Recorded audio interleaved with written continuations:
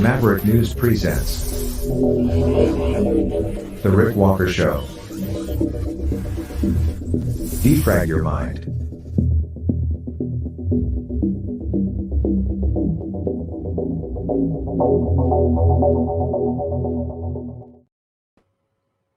Howdy, everybody. Welcome back, Maverick family. Hello, new viewers. Welcome back to the Maverick News channel. Tonight, another attack in Israel. Somebody stabbed a little old lady, stole her vehicle, ran over a bunch of people. We'll tell you about that. Another attack on a merchant ship in the Red Sea. We'll tell you about that. Iowa, the race for second place is underway as Republicans prepared to coronate Donald Trump. We'll tell you about that. Ecuador, it looks like the government of the day is finally bringing some of the chaos to a conclusion, getting control of things again, as this unrest, this bizarre sort of civil war thing erupted about 5 days ago or so, almost a week ago. It's really a drug war, or a war with the drug cartels in Ecuador. And some of the stuff that has been going on, it has been bizarre. We'll show you the Batman and the Joker armed on the streets. We'll show you a lot of stuff tonight. But before we get into all of the news of the day, also, just back to the first story, another development in the Israel-Gaza situation. Hamas has released a video showing what appears to be 2 dead Israeli hostages. So we'll tell you about that tonight as well. But what we're going to do first tonight, and we'll try to get to the phones at some point. I keep interrupting myself. We'll try to get to the phones near the end of the broadcast this evening. But first, what we're going to do is we're going to take a break, and then when we come back on the other side of the break, our good friend Gail Robertson will join us for part 2 of a discussion on the arrest of Canadian Rebel News journalist David Menzies and what that means in today's political landscape, what it means for independent journalists. So we'll dig into that issue a little bit more. We had a panel discussion on it, 2 nights ago? Yeah, I think that's whatever day it was. I'm losing track of the days. I think it was 2 days ago. So we're going to pick up the conversation and have another go around with that, with Gail, and that will open our program tonight. And we'll also bring you up to date on the situation with the Coutts 4 as well on this very cold Monday, January 15th, 2024. Stay with me. There's a lot ahead. Don't go away.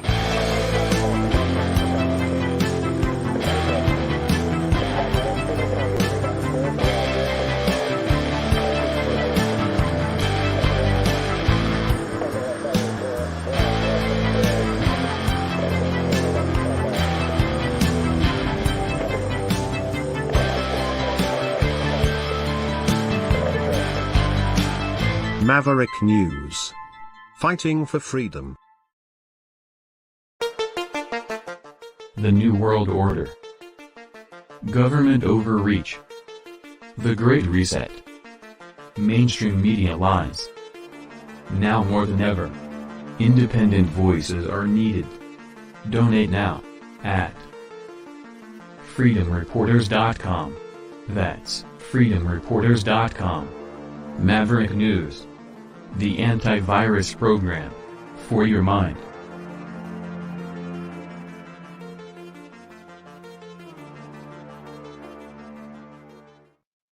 Gail, it is so good to have you on the program. I truly appreciate you spending the time here with us. Long time no see. I'm really grateful and excited to hear what your take is on this arrest of David Menzies. I'll just throw it out there like that and get your initial thoughts. Well, when I first saw it happen, I was a bit taken aback, and yet I also thought it seemed to be on brand right now for both Rebel News, maybe, and as well as on brand for our current, government leadership. Uh, and it's not so much that the police officer intervened or the security intervened. It was the arrest that happened, right? The handcuffing. This is what is very, very concerning. Now, I call myself a recovering journalist like you. I spent, over a decade as a reporter. And, whether we agree or disagree with any reporter, and, reporters at times can be from any organization can be a bit obnoxious at times. I mean, it's kind of, at one point that used to be a badge of honor, right? I mean, even in mainstream media, as reporters, we were sometimes assigned to chase down people, to find them, to go, like, our job was to go get a quote from them, and wherever that may be. And that was that was celebrated. It was encouraged. And now we have someone, from Rebel News that was approaching Krista Freeland. And I didn't think he was being, he didn't seem to touch her or do anything out of the ordinary that any reporter would do, other than maybe asking a question that some people found uncomfortable. So, yeah, it seems to be that this is indicative of where we're at with media and politics right now. And it is very concerning. Do you think that the police officer was acting in a political way?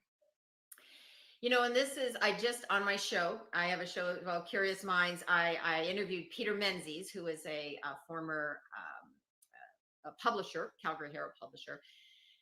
And we talked about this because I said, do you think this was set up? Do you think it was planned? Do we think it was political? Some people are thinking that. He gave a comment that I may agree that it may have been more of just in the moment, the police reacted. The particular police officer may have just in the moment went a bit overboard, or I would say maybe a lot overboard. And that can happen in the heat of the moment. So one of the things that happened as well, so, the other York police were involved. They put the handcuffs on him. And then, now this I just learned, apparently they took him in the car, drove him nearby, and released him behind a school. Very strange, this. And no charges. So, and Peter said this, likely the other police officers, they've talked among themselves and said, time out here. This is not a very good arrest, and it will not bode well if we try to, take this any further. Unfortunately, the damage was done, and it became a big story. We talked about this too, that, and Peter said this, I don't want to steal this comment. He said, Rebel News and David Menzies might be living rent-free in the PMO's head. And like, there seems to be this anti-Rebel News, and it actually gives them more power, and they're now going to raise more money from this. So, yeah. If they thought that this was an attempt to shut him down or shut them down, it actually probably gave them greater notoriety, greater exposure. What's interesting too is that because of coverage, I would say, on a platform like Twitter, or now X, it now has been picked up by a lot of the mainstream media. And it has been, we're talking about it. The story has actually taken off. And now a lot of people are questioning, one of the questions is, what is a journalist? in 2024 and beyond, what makes a journalist? And the world has changed, media has changed, and yet I think some people, mostly more mainstream media people, think only real journalists work in mainstream media, but that's not the case when we look at the reality of where people are getting their news. I mean, they're watching shows like yours, Rick. They're going to follow people like a Joe Rogan. They're following all sorts of people on YouTube, on Rumble, on, you know, even my show, right? I mean, so Yeah. there's what makes a journalist. I think we have to have a better understanding of that. And even if this was, okay, say we agree that David Menzies is not a real journalist.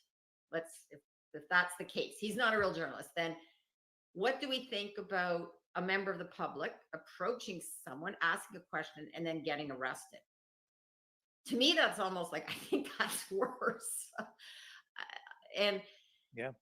the tables could get turned. And I don't understand why people are looking at it in such a, either partisan or very, personal way, as opposed to saying, do we think this approach would be right to happen to anyone? What you touched on there is the broader issue that has bubbled to the surface again for me, and that is, what is a journalist? I have struggled with this. Anybody can be a journalist, but the problem for journalists is that some people say they're journalists when they are political activists. Mhm. That's especially problematic in a war zone where you may have a government operative or maybe even someone working for an intelligence service or agency who says they're a journalist, but they're actually a spy. Then that gives license to governments, dictators, authoritarians to target real journalists and call them spies. This has always been a problem. It's more pronounced today because of social media, because of people running around with cell phones, being citizen journalists. I'm not sure how we as a society deal with this, or how police deal with it, or governments. This forces us to re-examine that whole question, I think, because of the technology and the way that it has affected journalism. What are your thoughts? Yes, and it is, Peter and I talked about this on my show, and the idea of, what is a journalist, and, should we have some sort of registry, or should they be licensed, or, and that opens up a whole other discussion, because then who decides what a journalist is? I think this is like anything. It's, we may not like the world we're in right now in terms of, the digital world and social media, but that is the reality. And the reality of what makes a journalist has also changed. And we have to kind of accept that there is this broader approach to how stories are being covered. And there are some stories, and I think this is where mainstream media's maybe hurt themselves a little bit at times, or maybe a lot, that because they haven't covered some of the stories, and they haven't taken that approach of, like, when I was in journalism school, and I still believe this, that you should come into stories and not just accept whoever's in power. We are supposed to speak truth to power, challenge people in positions of power, and, not just accept what is given to us. And we've seen this over recent years, that that's what's happened, is that, media aren't really challenging the current government, and it's hurting now media, because people have lost faith and trust, and they're turning now to alternative sources. So that seems to be the bigger problem, is that we've got away from, I think journalism used to have more of that idea that, avoid partisanship, and try to get, cover the story in a way that doesn't bring in your own personal views. Now, there's no perfect system around that, because it's never been perfect that's the way it's been, but I think it was better than it is now. I would agree with that. It's a problem right now too, though, because journalism, in my mind, is should be a public service. you should be trying to serve the public and the Yes. best interest of the public, but not everybody is doing that. And I see misinformation, disinformation across the spectrum. I Mhm. see people lying on all sides. Yep. I see some people trying to do a good job, and it's becoming, especially with artificial intelligence and the information war that's ongoing right now. And we're in war, in a period of war, so truth is a casualty, obviously, because of all the propaganda. It's difficult for the public to figure out what truth is anymore. Yeah, and I think to a certain degree that's not a new problem. I think we've lost, though what we have lost sight of is the ability for more people to have discussions and debates about things and not to get attacked and not to get unfriended and not to get canceled and not to get abused. And that's probably the biggest change. Is there used to be a little more opportunity that you could agree with, different political parties, and not not be against them 100%, and also not defend your own political party to the nth degree, right? And that's, I think, what's happened now is people have got very divided. And we have, though, that's almost encouraged to a certain degree. And again, I'll go back to looking at what happened during COVID, where that divide was almost celebrated to banish people who didn't think the way we were told we should think. And a lot of people now are looking at news stories coming out and finding out about what's happening, and specifically about what's happened during COVID. And we've now, what's happened is people have lost trust and faith, public health, in politicians, in media. Yep. And that's a big problem right now. And why we need, I work in this area, I said we need more curiosity. We need to be asking more questions, and you need to do research, and don't just cherry pick. You see one comment or one headline, make sure you check into it a bit more, and we need to have more critical thinking. That's another thing. We've lost that in our schools, in our friendships. Do you think, I think the public, certain segments of the public, have lost a lot of confidence and trust in policing as Mhm. well. I think Right. police services, their culture, their professional culture, their ideology, their approach that used to be community policing based has shifted. It's changed. I think it is more ideological, politically ideological. But do you think the arrest of David Menzies and incidents like we saw during the Freedom Convoy, where people were beaten, those kinds of things, is that a problem? Yes, and I will say this, that I have a great deal of compassion for police, and at the same time I think things have become more political because there is greater influence from politicians into police, into our justice system. Very dangerous, because I said those tables will get turned and people will not like it when it's turned against them. And now when we look at what's happened, like what happened in Ottawa with the convoy, versus what's happening now with protests, whether you want to say pro-Palestine, pro-anti-Israel, whatever, however term you want to use, but we see these protests now and we see a different approach. And even though, and I've heard people say, yeah, well, it was different because in Ottawa they set up encampments and they were settled in there. But now we still see protests that are happening for months. They're moving around, but they're targeting certain areas, or so it appears. And the police, I've heard this from a few people, that the police fear for stepping in and taking action. Now, here's the other thing that's happening is the media coverage, right? The media coverage in the Freedom Convoy, uh, early on, there was lots of media stories looking at who was funding these people, who was funding these, groups of, truckers that were coming in. And the assumption is that they were wrong and they were getting funded by some international or US forces.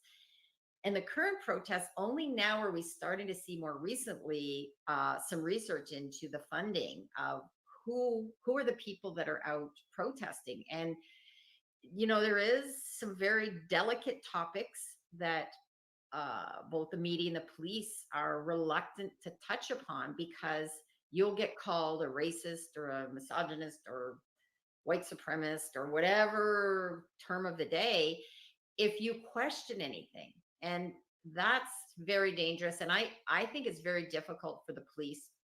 One other thing I'll say too, that this was a former police officer said this to me, that there's a lot of similarities between police and media, in that there's this sense of you have to stick together. We're in this together. And with police, it's for a safety reason too, because if they're out there, they have to go by what they've been directed to do, because it involves the protection and the safety of their partners and the people. So that's their training. I think media have a very similar, like, you don't want to be that reporter that goes questions something that no one else is asking about. And I've seen this on Twitter and X, like, if you go off the rails and ask a question, you get labeled, crazy person, or you're, you're a right wing ringer, you're whatever. Again, name call. They want to name call you if you happen to ask questions. Yeah, they want to exile you. Yeah. Yeah. I think that public safety is an issue here, because when people lose trust in police, I was seeing that with the wildfires out west, where some people, social media influencers, were online saying, just go around those firefighters and police barricades, go in and fight the fire yourselves. The government's setting all those fires.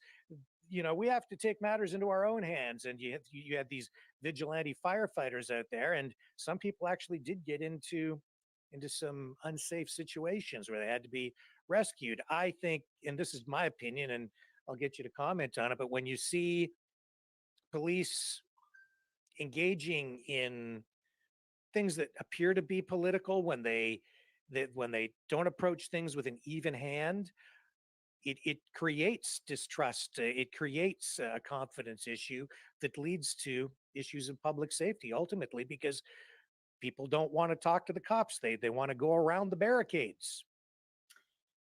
Yes, I have never seen to this extent to how people, how they're responding to police, but also how police sometimes can respond. Like, this is where it's really dangerous with what happened with David Menzies, because that one officer really, that struck a nerve with a lot of people, and it was an overreach. I'd be hard pressed. I mean, I know there's people that don't think it's an overreach. I'd really question that, because if you see the video and the different angles, I mean, it just seems that hurts people's confidence in the police. And then you see people now just telling the police, like, I don't have to talk to you. You don't like, and this is where I think the police really want to diffuse some situations, but in Ottawa, the Ottawa convoy, we saw what a mess, right? I mean, it was a complete mess with how the police were reacting, how, there was a different levels of police, but it also, I always said this goes back to, there's a top down aspect to this. And when people were told, we're not going to listen to you, you're calling them names. And this is where, our prime minister has a duty to be a leader and to bring people together, and to really look at saying, listen, there would have been no harm. I strongly believe this, that there would have been no harm in just sitting down with some of the people. Now they're challenging these people as leaders, but at the time they said, oh, we're not going to talk to them. Communication often diffuses problems. And we see this in, right now in the education system as well. I see, this is a big problem with where, we've lost sight of respect too, for treating people with respect. And that bothers me a lot as someone who thinks we need to go back to some of those topics and encourage more respect, and not just name calling, because calling people names is never going to solve a problem. Yes. With police, I don't know about you, but my relationship with police when I was with mainstream media for over 20 years was always very good. Mhm. Uh, Excellent relationships. It was always about public safety, um, working hand in hand with them to get the right messaging out, not being, you know, one of them, Mhm. holding them accountable where necessary as well. And they would hold me accountable if I did something illegal, they'd arrest me, right? Yeah. So that's fair. But how do we get back to that kind of relationship? Because I know now when I've called police to get information on a story, sometimes they talk to me, but often they won't even call me back because it's like, oh, well, he's not with, he's not an official reporter anymore because he's not with CBC or CTV. So how do we get back to, or how do we get to a place where we can improve that relationship? That's going to be a big job ahead of us because it's not just about the police and media now. It's about a whole political agenda. It's about, we have constant battles. We see this in the House of Commons as well. We need to have a whole different approach to how people are making decisions. And sadly, we're in a big mess right now when it comes to how politics is happening. And I've said this for a while. There's a pendulum, and the pendulum has swung very far to one side, and it's starting to swing back. And my goal is that I hope we can find to settle somewhere more central. Sadly, though, I see this that people are very stuck and dug in on, from a partisan perspective. Here's one story too, that there's someone on Twitter/X that was commenting, and this is a person with a journalism background, was commenting, very much thinking David Menzies deserved it and, the police were right, but then was defending an Indigenous reporter who was, arrested when they were removing an encampment. I think this was in Edmonton.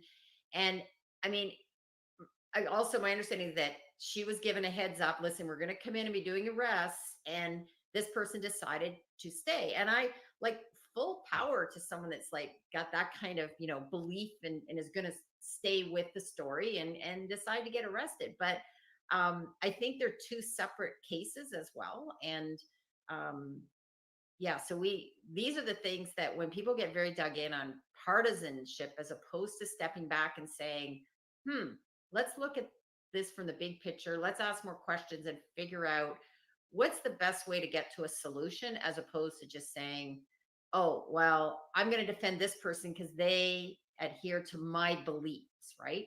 And lots of people are saying this, and I've been very clear. I'm not a big fan of the David Menzies Rebel News approach to coverage of certain stories, but some of the things I think they're doing well. There's a story they're covering right now up in Ottawa.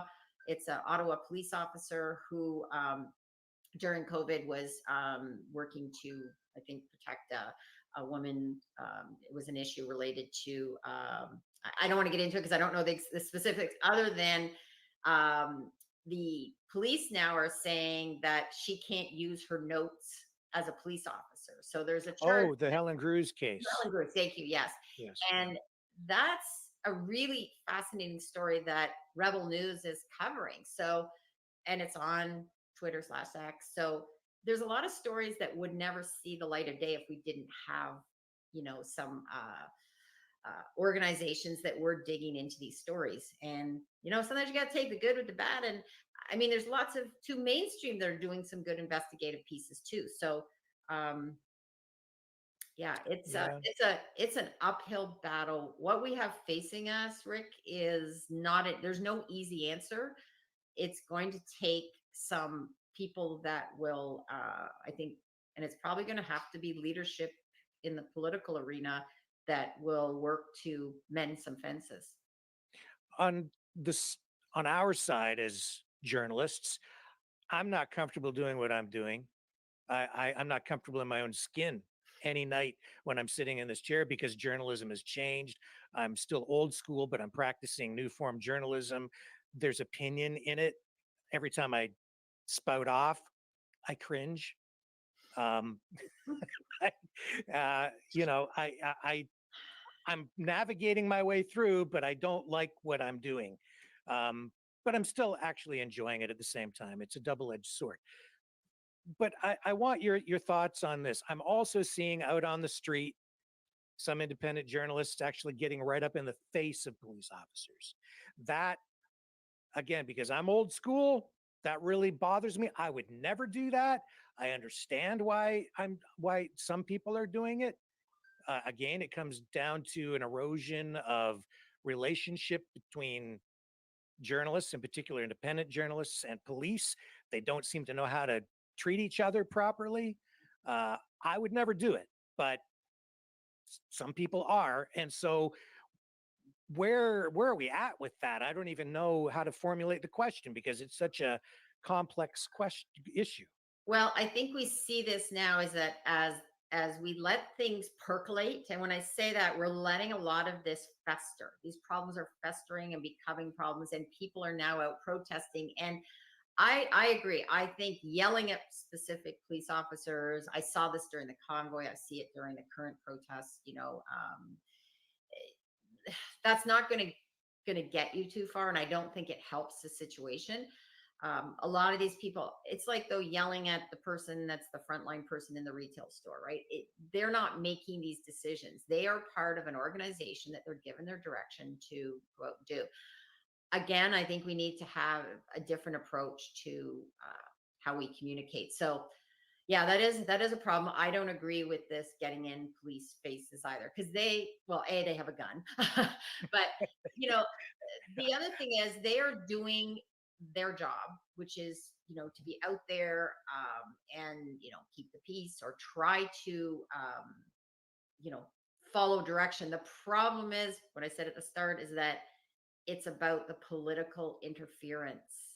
That's at the root of why we're at where we are now, is that there's been calls made, and what we saw in the convoy happen with people. There were people that were hurt from mainly like they were standing their ground, rightly or wrongly. They were standing their ground, and we see it now in protests, and the police are allowing some of these things. So this is where people feel like it's become more political. Why are they not taking a different position on the current protest versus Ottawa? And the other thing is, in Ottawa, they were going to the parliament, right? They went to where parliament sits, to the national city in our country. And and this has got me, I know, with some people that I know in Ottawa, because I said, listen, you don't own that city. That's owned by all of Canada. If you decide to live in Ottawa, that's different than living in other places.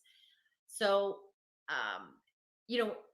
I question if the issue is right now with, from a Palestinian perspective, if the issue is with Israel, why not be at the Israel embassy? Why not be at, even if you think our government, then go to a government office person, but to go to individual communities, to go after Jewish-owned businesses, that does not seem to be what is that. I mean, if you truly are against a certain policy, that's what I find puzzling as to why that's happening. And, I'm definitely curious about that. Why? I mean, I might have an answer, but that's a problem. That's why people have lost faith and trust, because now decisions are being made from a political perspective, not a consistent pattern of decision making. And anytime you're not consistent, we run into problems. Do you consider what you're doing journalism with your program? I would. Yeah. Mm-hmm. Yes, I do. When I started Curious Minds, I really wanted to get to talk to people that either or are ignored by mainstream media, or they're being dismissed, or maybe not quoted appropriately. So my job really is to ask questions and to give people an opportunity to talk about topics, whether it's about, I work in manufacturing. I mean, the ban on plastics. I've interviewed Christy Armit, fascinating about how decisions on plastic bans are being made from an emotional perspective, not a data-based perspective. And, topics like this about media coverage, are really, really important for us to have these discussions. And, I often quote Ted Lasso, be curious, not judgmental. And I try to do that. I try to really, encourage more curiosity from people. And I'm on a mainstream radio program each week on a roundtable. And one of the things I try to bring to that is the idea of being curious. And I think I'm making, that small difference to get people to maybe step back and ask questions and not just jump on bandwagons. I'm usually the only nonpartisan person too involved, but in that I don't have a strong, I'm not part of a political party or a union or anything like that. So I usually come to the table with a less partisan political approach. So you worked at the Windsor Star, hmm did some great work there. You've done some radio. What else did you do in the past, and how has your approach to journalism changed in the current environment? Well, I started out, yes, I started in journalism in high school, and got very involved and decided to go off to Carleton University. And I still remember I have a shirt that I just dug out of a trunk that said, out to change the world on deadline. And I did believe when I was at school, the idea of changing the world, part of changing the world is being that fifth estate, asking questions, challenging authority, and challenging decisions, every decision that was being made. And then I went into journalism and had an interesting pattern, I guess, of or path that I was taking, because I actually was also very involved with, I got involved with the union. I started out with the newspaper guild, then got involved with the union. We joined the CAW, and I became a bit of an advocate as well. And at that time, I was probably challenged a bit because I might have been considered too much on the left, even though when I look back, I really was just asking questions and challenging the status quo. And when you challenge the status quo, at that time I was probably seen too left, and now I'm being seen maybe at times as being right, which is fascinating to me because my views really haven't changed. Um, so that was, and then from there I went off to run a bed and breakfast, and for a year, and then I was a fundraiser for a culture and recreation complex, and then got hired in in insurance and tech world, and was a manager of advertising and promotions department, and was there for 10 years, and then now have my own business, and now work mostly in manufacturing, specifically in mold making, but have clients in a few other areas. And I work in public relations, where that's full circle back to, being curious, asking questions, and being able to encourage people to tell their stories. And that sort of fits into the curious minds idea, because we should always be encouraging people to tell and share their stories in a way that's you know upfront, and maybe not everybody will like it, but we should hear different views. Yeah. And so your background in public relations, apply that to what we've just seen with David Menzies. I was actually going to put on the thumbnail for this program, public relations disaster. Yes, if this was planned, at first when I thought if this was planned, this was the worst public relations, they could ever. If this was from Krista Freeland's office, I could not think of a worse approach to PR.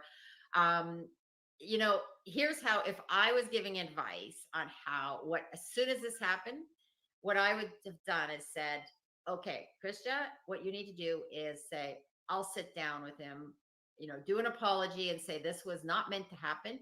Let's sit down. I'll answer your questions, Mhm. and then I think the RCMP needed to come out, or that particular officer probably could have come out and said, listen, in the heat of the moment, I made a decision. It was an improper decision and that's why we released him, and my apologies. And then whatever, I'll take my whatever hits on this and move along. Because what they did instead, what's happened is this has been a public relation bonanza for Rebel News. Mhm. They're likely making so much money off this. And it almost, like, I would think, man, they couldn't have planned this better if they had, when something goes viral. I mean, this story has gone viral. So yeah, a fascinating study of PR.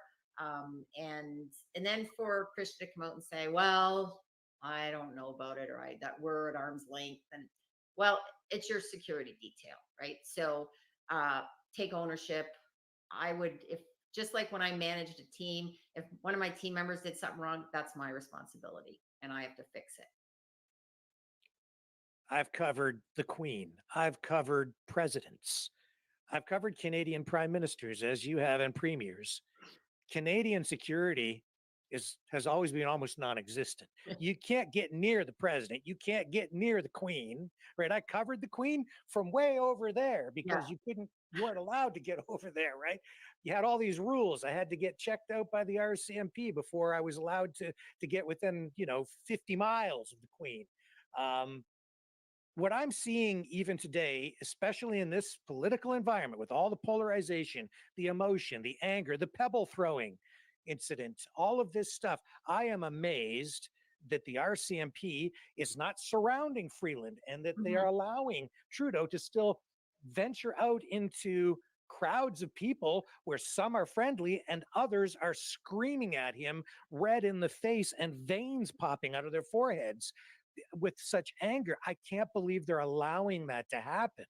Am I missing something here, or like what the heck is going on? Where is the RCMP in this anyway?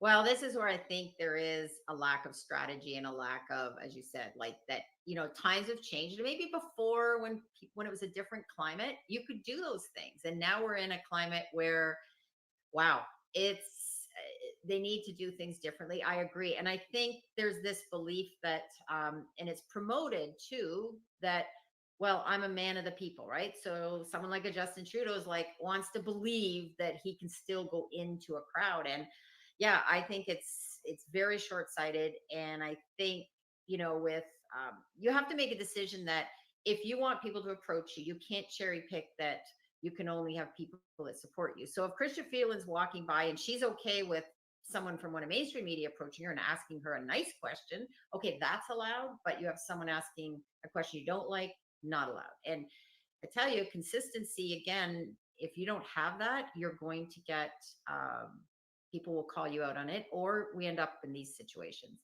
I agree with you. I think the times they are changing, and it seems very strange that there's this. I mean, here she was, our deputy prime minister, just waltzing along. Just down the sidewalk, public place. I see her wandering around in Ottawa out on the street as well. Yeah. Sometimes you'll see RCMP officers, but they're always kind of at a distance. They're just letting her stroll along. Oh, I don't know, man. I see what's going on in the States where we've had RFK Jr. approached with people have broken into his house Mhm. now that he's campaigning. I've been to Trump rallies and you have to go through metal detectors, Yeah. right? Uh, I don't want to see anything tragic happen to any of these politicians. And I'm afraid that something might because it just seems like security is almost non existent.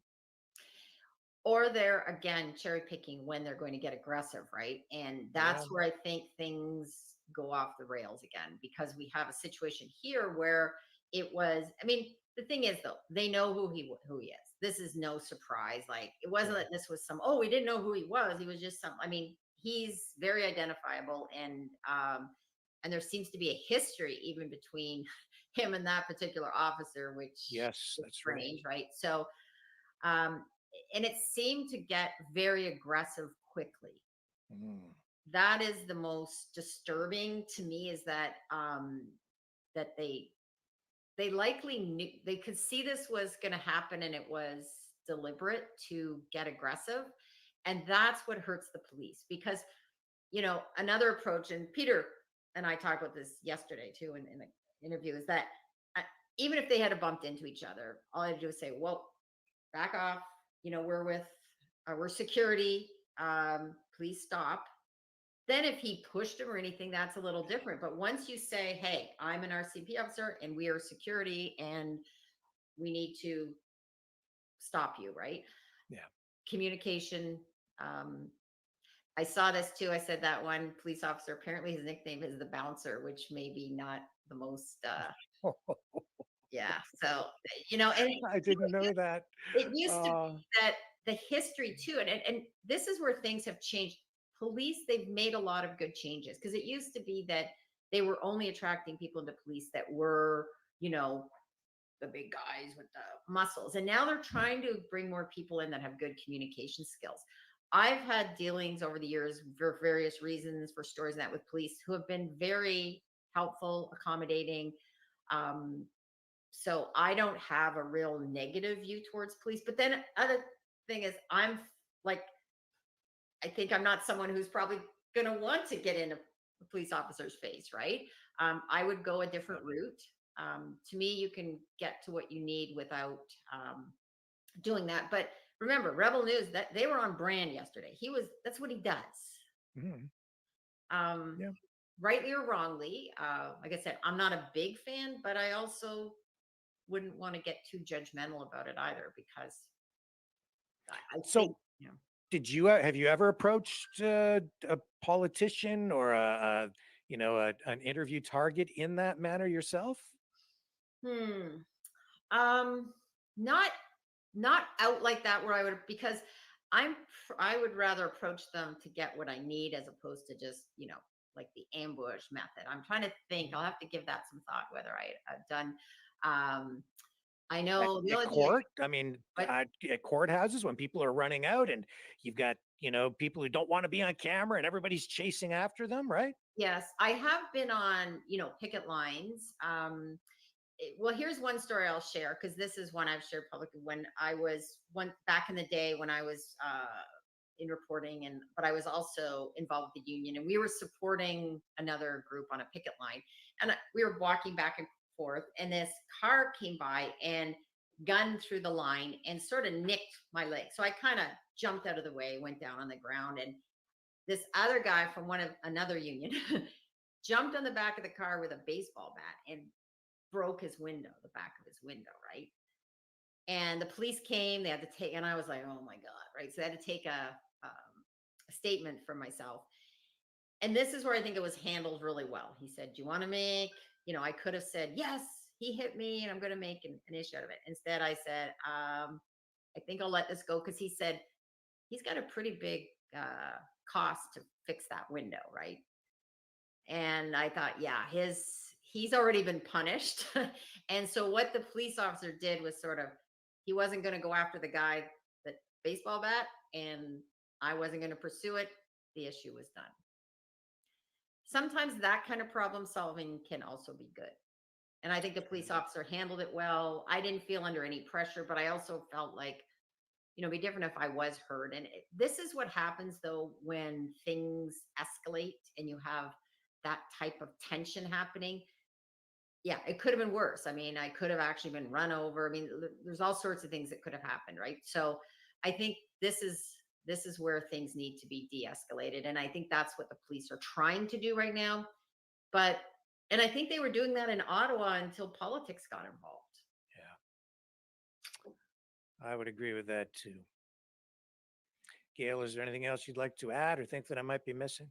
No, I think we covered a lot, and I just hope people will, be more curious, ask more questions, and not just always assume that, whatever they're reading, that little snippet of something, that headline, like dig a little deeper, step back, ask more questions.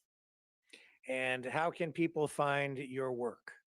Well, the best way would be to just, you could search Curious Minds and Gail Now on YouTube. You'll see my various shows. And I just had another interview with Peter Menzies, again, the Calgary Herald publisher, if you want to hear a discussion a little bit more about this topic as well. Awesome. Gail Robertson, absolute pleasure, my friend. Thank you so much for taking the time today. Thanks, Rick.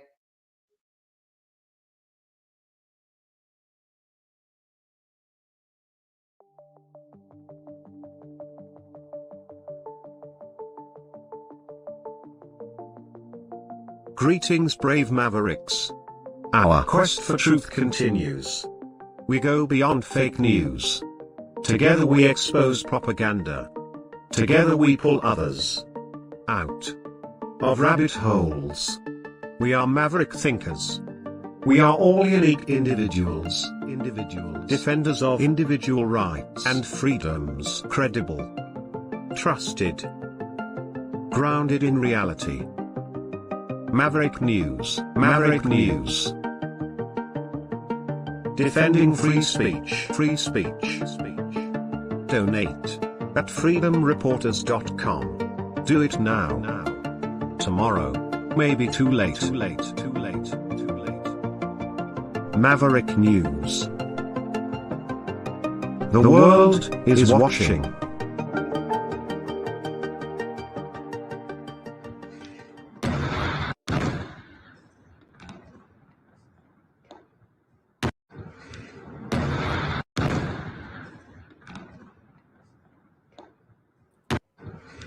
This is footage from Iraq.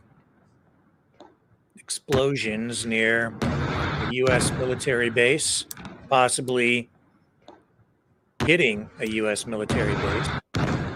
Information still coming in.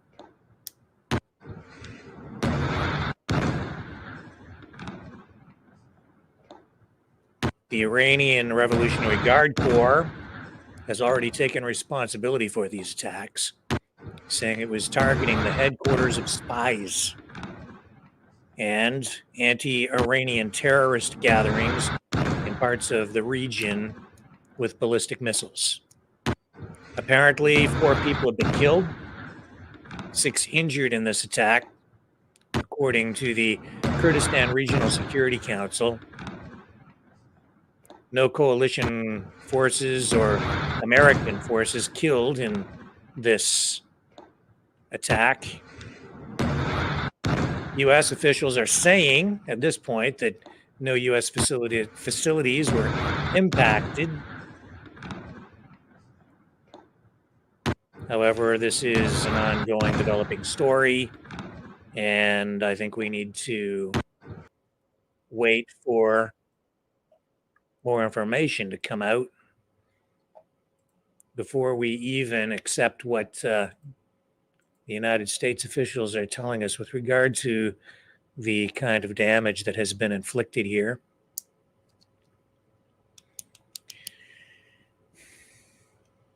So we're getting more escalation. Now Iran launching an attack into Iraq. I'm old enough to remember the Iran-Iraq War. Any way you slice it, regardless of how you view it, the fact is, all of this started October 7th.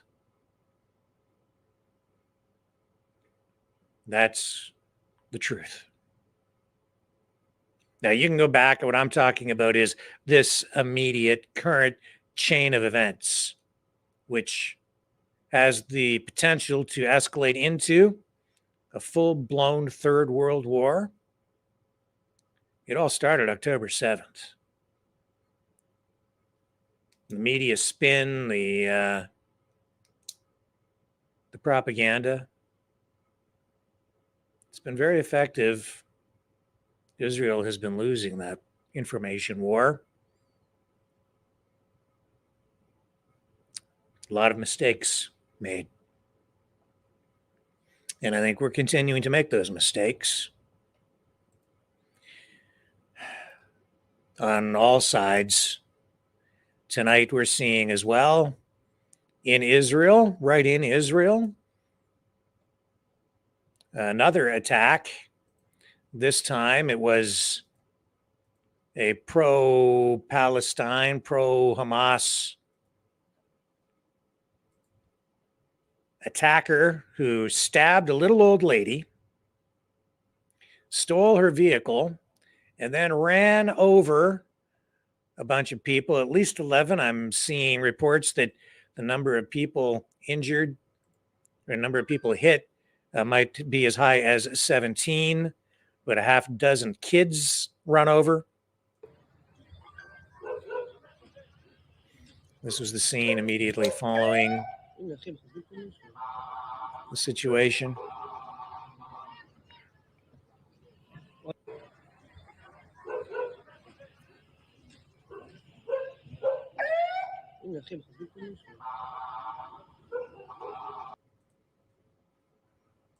See what else I can bring up here for you. We have ground level video as well. Here it is.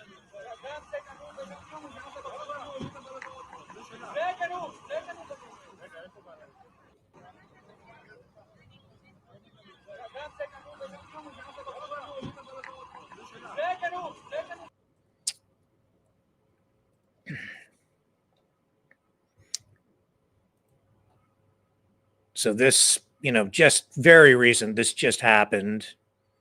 As I say, the person that did this stabbed an elderly woman to death. She died, stole her car, ran over.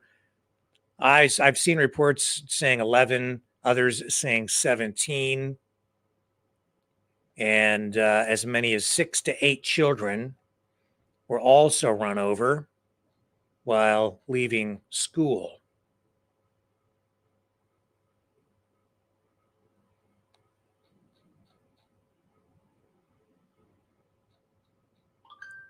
So all that going down tonight as well. And we're seeing escalation in the Red Sea, where another merchant vessel has been hit. This one was a U.S.-owned cargo ship targeted just off the coast of Yemen by those Houthis, and attacks right into Yemen, airstrikes, limited, but they did happen. And the Houthis vowing to strike back, and now you're seeing that. You're seeing more escalation. Now you're seeing direct involvement with Iran into Iraq, where the U.S. presence is, well, they're there in a limited way, but I don't know how welcome they are, truly. So the situation for the U.S. and in Iraq is fragile at best, I would say, because the military's efforts there, I think, were largely for nothing.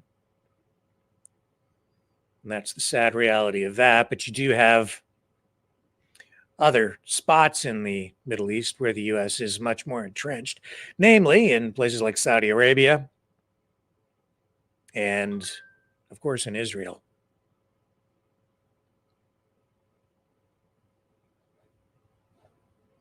But this is escalating into something extremely, it's a dangerous situation, just got a whole lot more dangerous.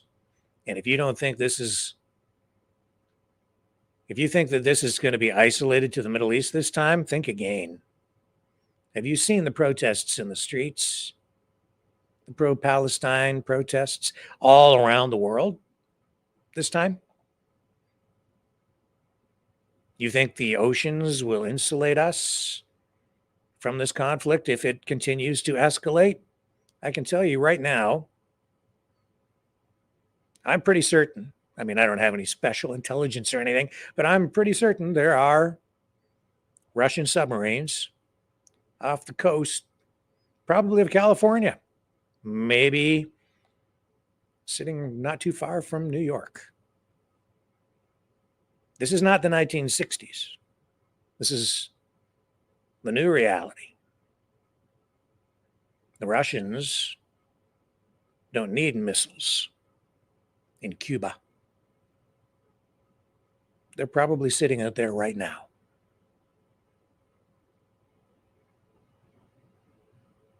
Welcome to the new reality.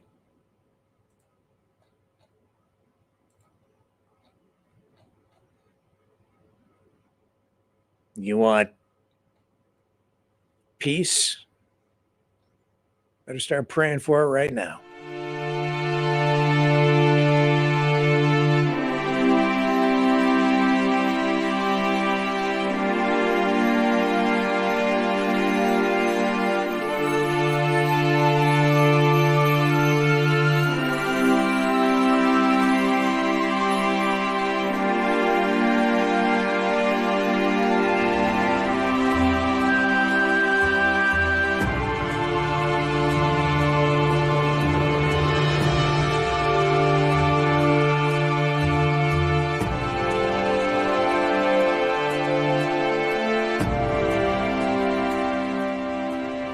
Maverick News.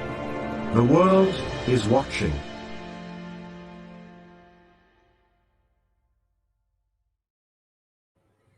Okay, so what else can I tell you about that car ramming attack? Well,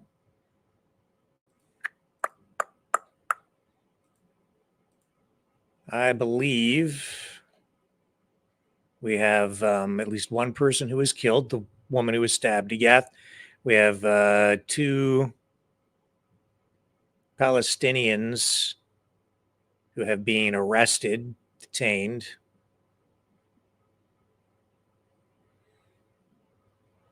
That woman who was stabbed apparently was taken to hospital in critical condition and then passed away afterward. Police in Israel calling it a multiple car ramming attack.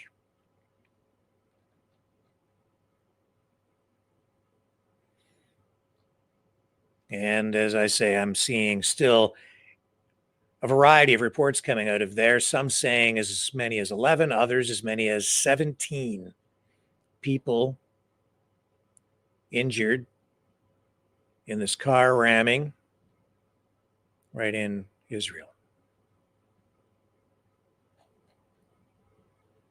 Also, Hamas has now released new footage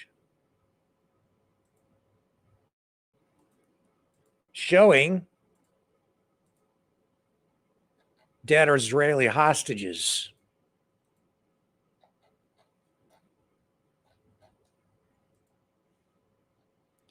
I'm not going to show it to you.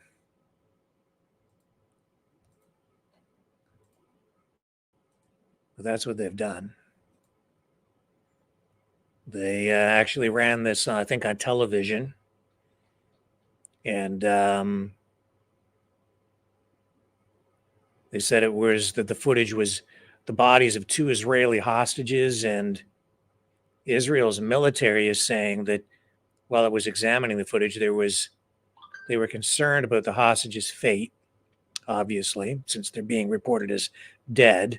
So we are looking here at images of what appears to be 26-year-old Noah Argamani, who is a university student who was reading a script in front of a blank white wall.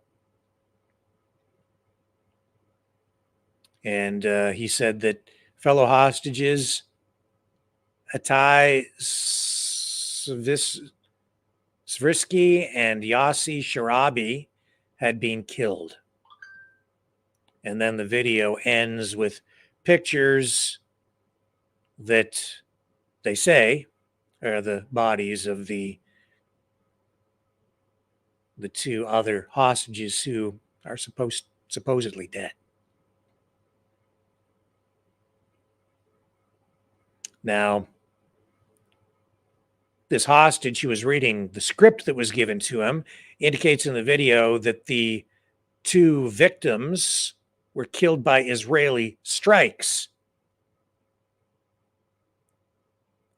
However, the Israeli officials are saying that that's not true. They're saying that that is a lie. They're saying that they were not shot by Israeli forces. And they're saying that the building in which they were held was not a target and it was not attacked by Israeli forces. They go on in a statement and say that, quote, "We don't attack a place if we know there may be hostages inside," he said, adding that other areas around that building had been targeted. And the Israeli forces are continuing to examine these photos.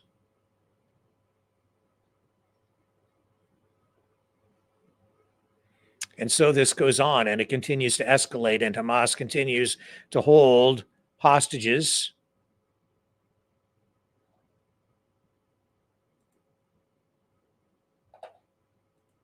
Your people's views on that may vary.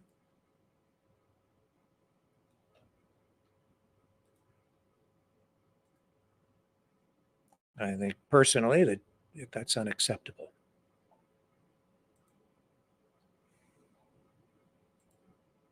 And it's just leading to more and more escalation.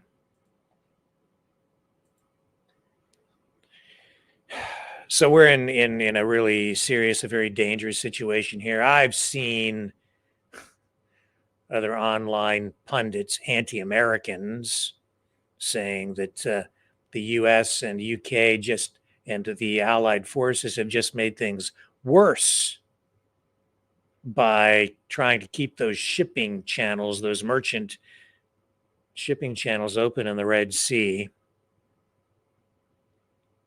Yeah, well, it was the Houthis. It's been the Houthis launching attacks against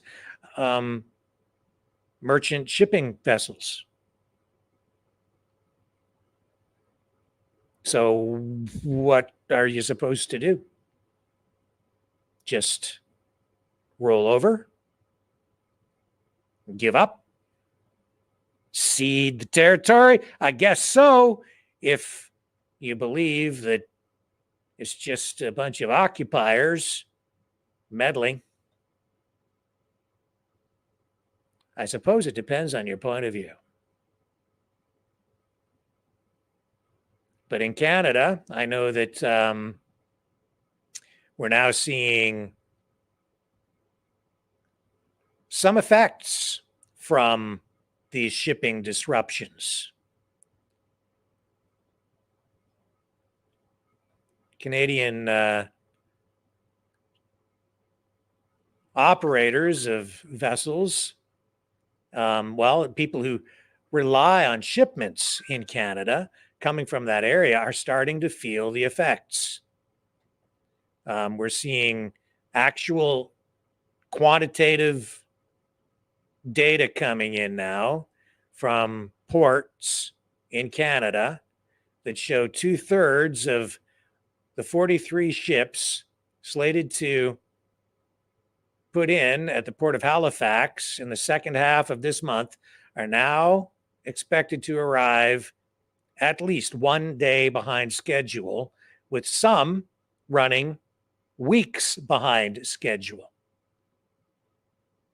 Do you know what that means for industry in Canada and the United States? Our factories, most of them, especially in the auto industry, run on just-in-time schedules. That means everything is finely tuned. It was actually these practices were adopted largely starting back in the 1980s, based on Japanese efficiency models and production systems, so that parts for assembly lines arrive just in time, so that warehousing costs are reduced or eliminated. Effectively, your inventory for your assembly operations is not warehoused anymore. It's actually warehoused in trucks and on ships. And it's all scheduled to arrive at just the right moment on the assembly line, so that nothing is held in storage where it costs time and money, and it requires additional logistics to make sure that things that are kept in storage then have to be delivered at a later time. You don't have to deal with any of that. It's all just in time. If you have ships arriving days or weeks late, and their arrival times are now no longer predictable, that disrupts the entire supply chain. That can result in huge costs to a variety of industries and the economy in general. So look for increased prices down the road at your supermarket, your car dealerships, everywhere for everything. And that includes oil, because all of this unrest in the Middle East will result in, inevitably, higher oil prices, especially when we're seeing this dispute spill over into the confiscation of oil tankers.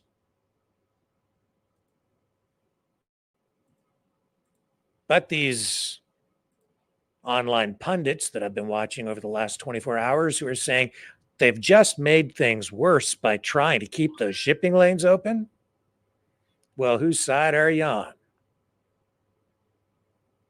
I'm on the side of the people, and I'm on the side of trying to keep things on an even keel. Pretty clear to me that somebody wants war, and I'm not so sure, frankly, folks, that it's, in this particular case, the United States or the UK or the allied countries, because the escalation honestly does not seem to be coming from this side. Keep in mind that the Houthi rebels were warned repeatedly. They were told, stop attacking the ships or we're going to hit you back. Stop, stop, stop. Please stop, stop, stop. And they didn't stop. They kept it coming.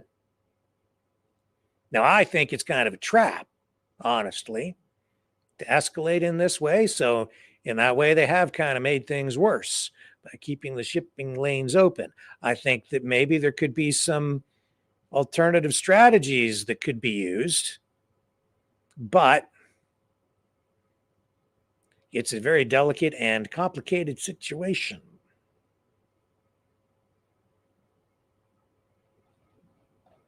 But I wasn't born yesterday. I'm not that naive. Sometimes I get duped like everybody else. But the wool is coming off these eyes.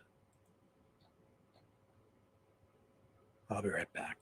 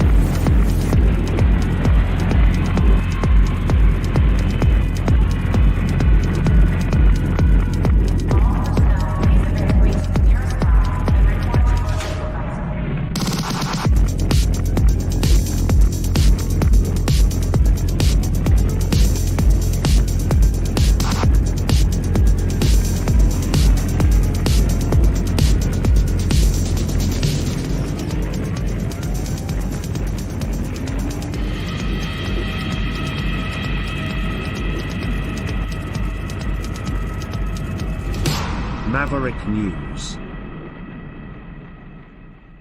The world is watching.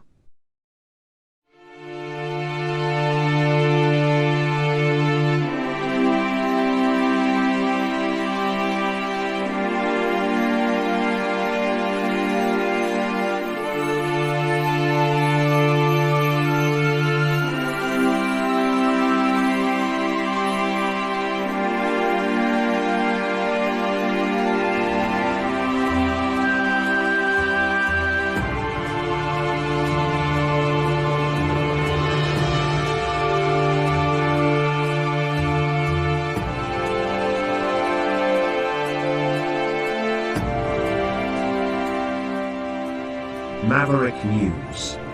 The world is watching.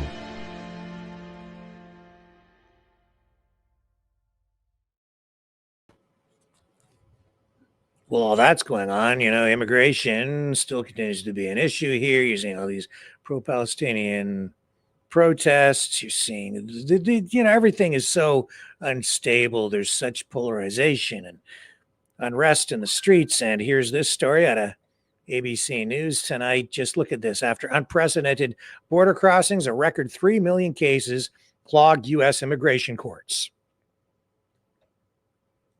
Oh. How the heck do you get through all that?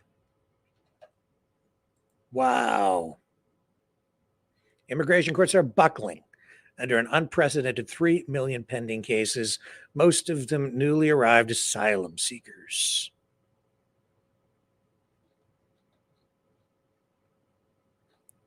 I don't really need to tell you anymore, do I? I mean, we all know what's going on. Talk about a backlog, that's an understatement.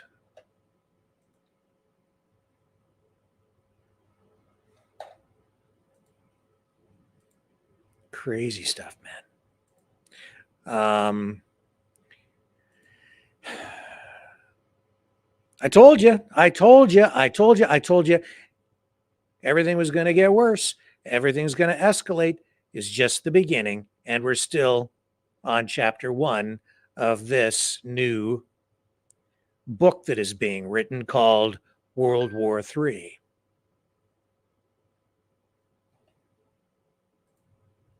Make no mistake. Now for something just a little more normal. In the face of, I mean, how much weirder could it get? Have you been watching the situation in Ecuador? They have this ongoing, it's a war between the current government and drug cartels. So over the past week, there has been, well, unrest to say the least. We saw footage of these, I'll call them drug cartel rebels or revolutionaries, armed, attacking a number of places, and they went right into a television station live on the air, held guns to people's heads. So that was scary enough. But have you seen the bizarre stuff coming out of Ecuador? Well, this is, I mean, talk about you think you're living in a movie? This is Batman, Joker, okay?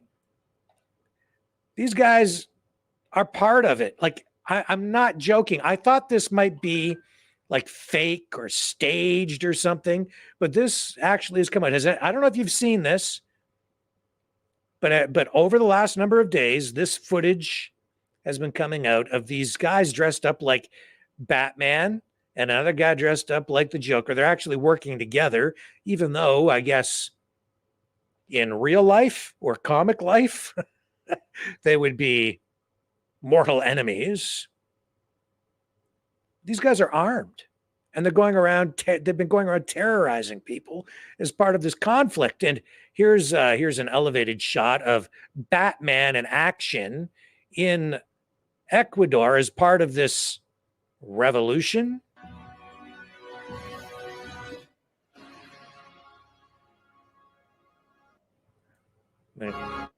Somebody added some music to this particular footage. Like, this guy's got guns. Okay? Like, he's actually got guns, and this is what he's doing. Now, I thought maybe this is a good commercial there for KFC with their sign. Yeah, there he is, the Caped Crusader out terrorizing the people of Ecuador.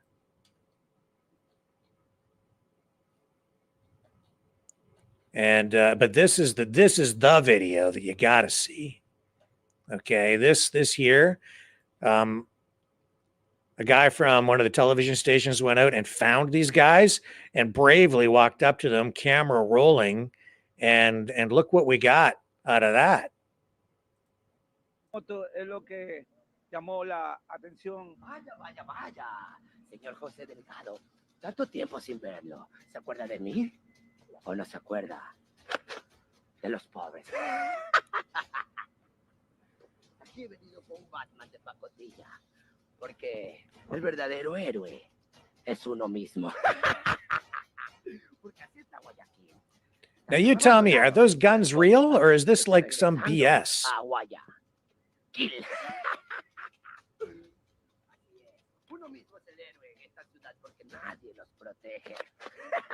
Or those toys? Like, what is this?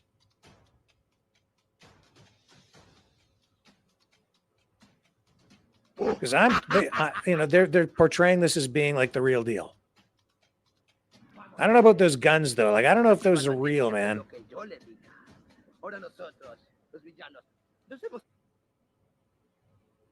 You know, if you go to Vegas or any touristy area, you're likely to run into people dressed like that. And, they'll pose for pictures with you. But I guess those guys are threatening to blow people's heads off. I don't know. Anybody else? I'm going to look in the comments here. Does anybody know what's really going on with that? Yeah. Andre says that's the new normal. That's as normal as it seems to get. You know, when you want to talk about normal, is it normal for human beings to want to blow each other up? I mean, maybe that is the normal state of the human condition.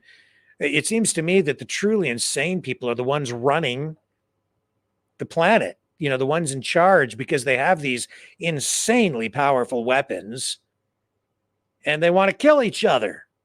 And they're doing it and they're getting us involved.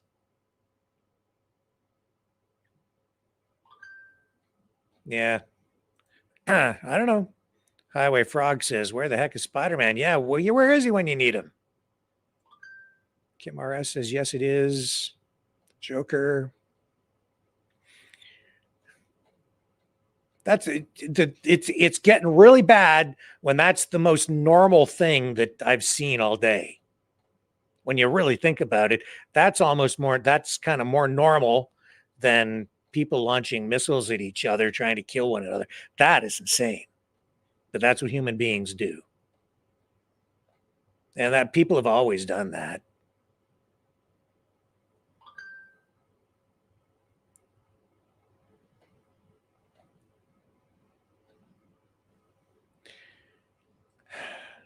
And isn't that unfortunate? So I don't know. I'm going to check on something, take a quick break, come back. We got lots more. So don't go.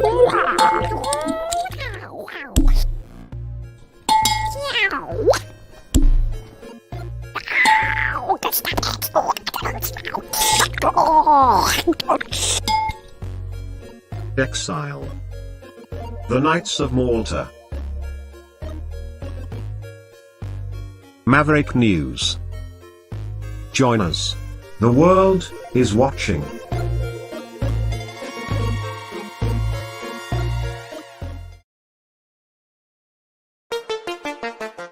The New World Order. Government overreach. The Great Reset. Mainstream media lies. Now more than ever, independent voices are needed. Donate now at freedomreporters.com. That's freedomreporters.com. Maverick News. The antivirus program for your mind.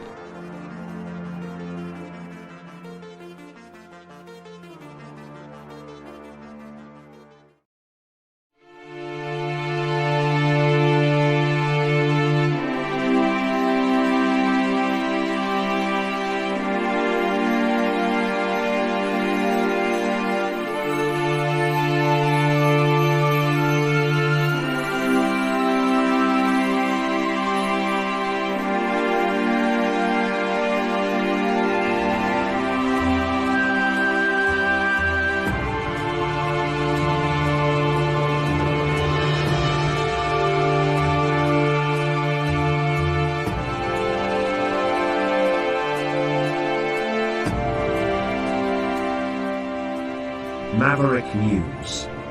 The world is watching.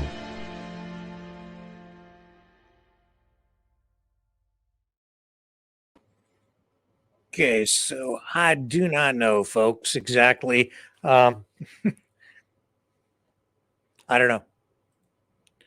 I'm just going to leave the Joker and Batman thing over there. Those guns didn't look real to me, but there are all these reports out there that saying that they're going around threatening people in the Civil War. I can tell you tonight, though, that we are seeing things settling down a bit in Ecuador. The government has now declared control over the prisons there where there was unrest. They've freed some hostages after getting control over a lot of the areas where they've been at war with these drug cartels. And they did declare like an all-out war on each other over the past week. And there were riots in the jails. The government taking control again. So We'll see where it goes. I don't think it's over yet. I would say this: if you're planning on going somewhere for a vacation, I wouldn't choose Ecuador right now.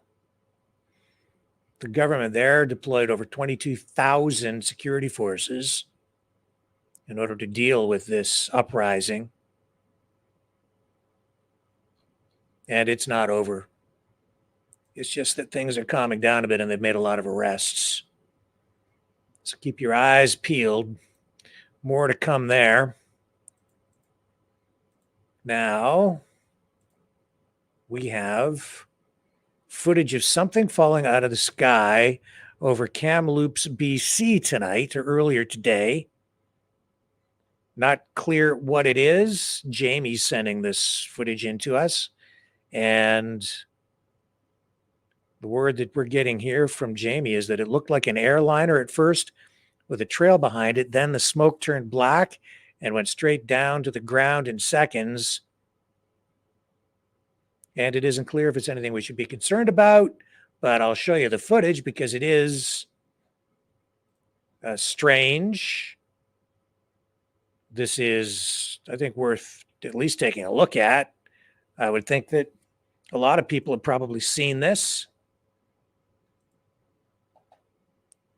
See the dark streak there? That looks very authentic to me. This does not look to me, in my professional opinion, as a professional photographer and videographer and post-production master. That does not look doctored to me at all. That looks very authentic. There is additional and another shot. Hard to tell if that is, it could just be a smoke trail of some kind, but I'm not sure that there was an impact or an explosion on the other side of the horizon. Here's footage of it.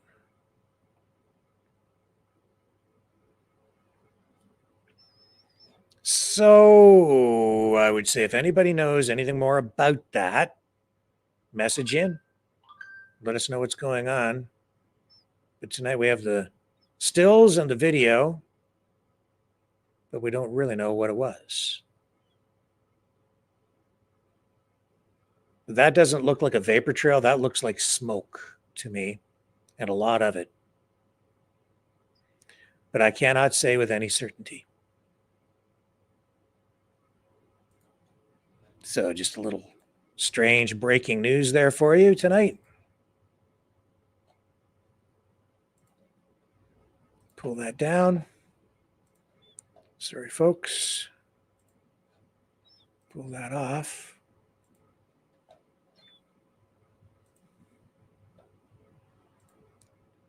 Wow, man, like the world is literally on fire tonight. There is so much going on.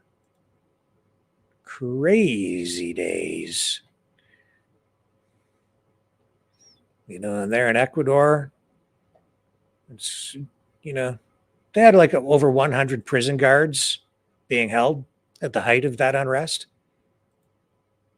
And they're still trying to get things under control. And also tonight, earlier today, there's a guy, this is going to maybe make some people's heads blow up. This is a case we told you about months ago. Today, Brian Perret, 37 years old, from Chibougamau, Quebec, faced 16 separate charges related to wildfire arsons.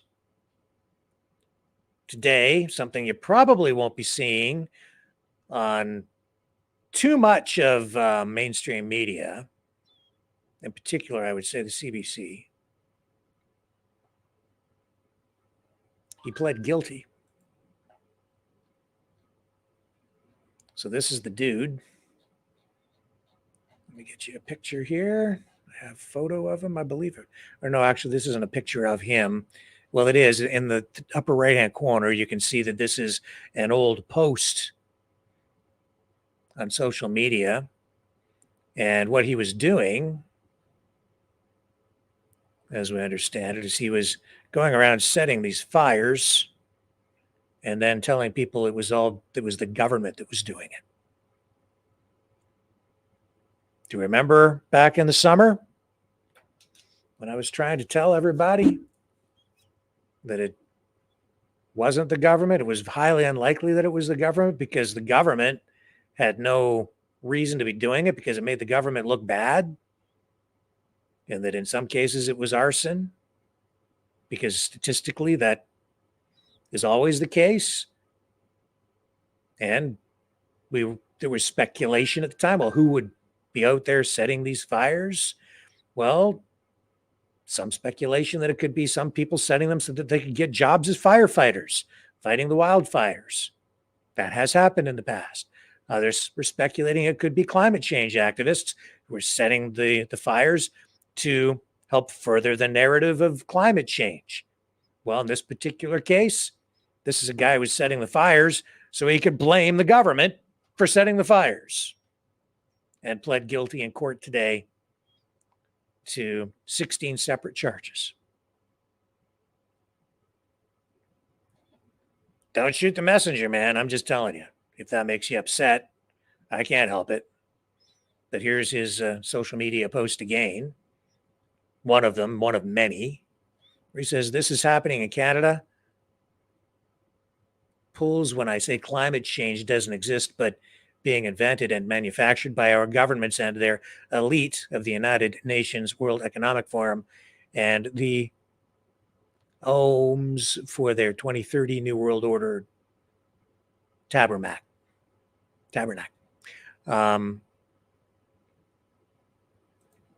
Yeah. So you know where his mindset is, you know where he's at, and I don't really think that the climate change thing is what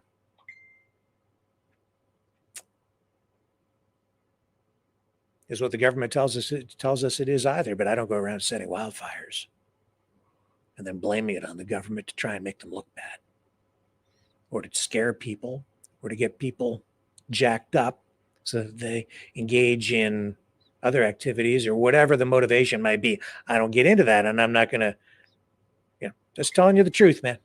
Just telling you the truth.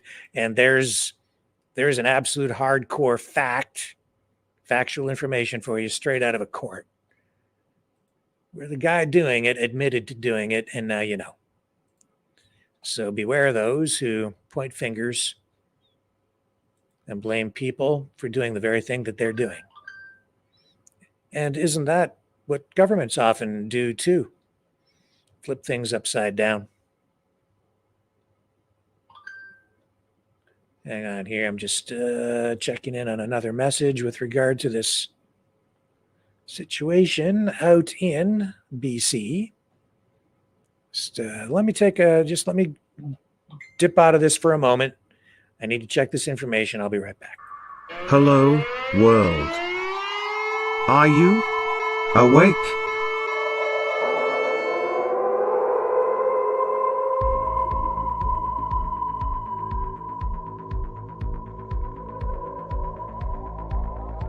Uniting humankind by liberating millions of minds at a time. Maverick News. The world is watching.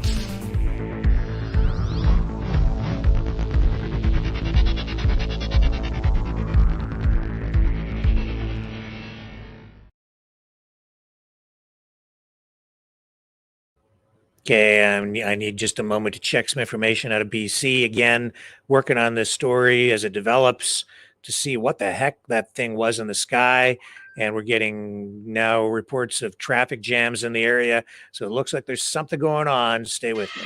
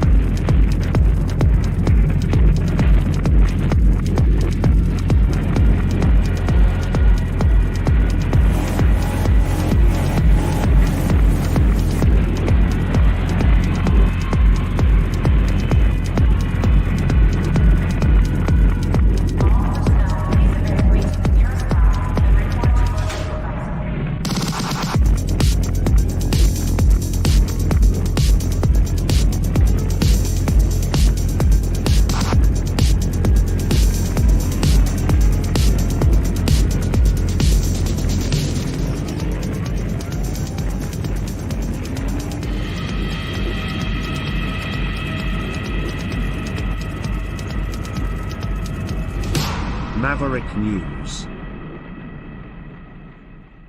The world is watching. No, don't have any new info for you. I can tell you, though, it's really cold out there, as it is in many places across Canada and the United States tonight. Severe weather warnings in effect, extreme temperatures, and for the fourth day in a row, problems with the energy grid in Alberta. I don't know if that doesn't make people wake up and begin to realize that these green energy plans, if it doesn't make you realize that we're on a path to self-destruction, I don't know what else is going to take to wake people up. People are on the verge of freezing in the dark, literally, out in Alberta, an oil-rich province. 4 days in a row now, where the temperature has dipped down as low as minus 50 degrees Celsius. Minus 50.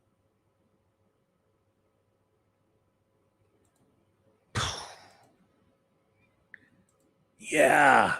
Well, we stand above oceans of oil, and we're told we're not allowed to extract it to heat homes. Something's seriously wrong in paradise. What else we got going on here? Let me see. So, yeah, I checked in with police there to see if there was any information. There was nothing as of yet on that situation out in Kamloops, but we'll continue to follow that for you tonight. We're going to continue to follow the situation in Iraq as well, where Iran has fired missiles at what they're calling terrorists and spies in Iraq and Syria. There was an attack in Syria as well, I believe, right in Aleppo. So we are seeing escalation.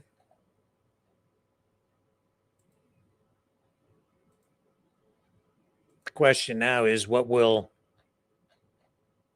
the US, the UK, and allies do? How will they respond? Will they respond? Will we respond? That is really the question. Now, I want to kind of check in to see what's going on with the situation in Iowa, where I understand Trump could set records. Set a record anyway in terms of support, as his rivals pull up the rear and try to come in second. So we know that we're looking, what are we looking at here?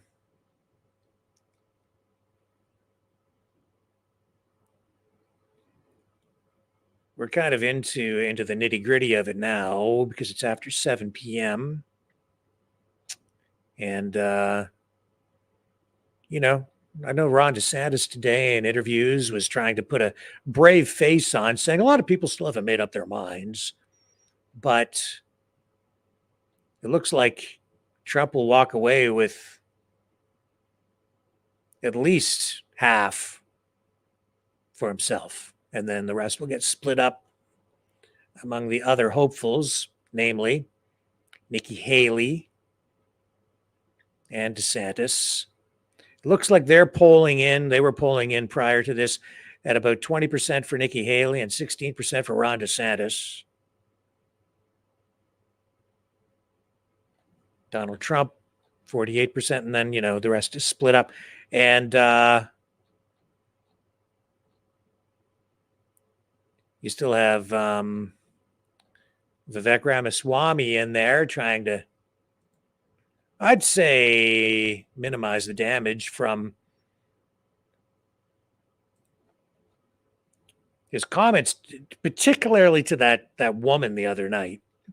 We ran that video where he's telling the woman, if you vote for Trump, you're sending him to his own demise, because the deep state, the establishment, they're not going to let him anywhere near that White House. So if you want to save Trump, you have to vote for me. This after he went on and on and on for so long about how he loves Trump and Trump was the best president ever. And it looked like he was positioning himself maybe to be Trump's VP or his running mate.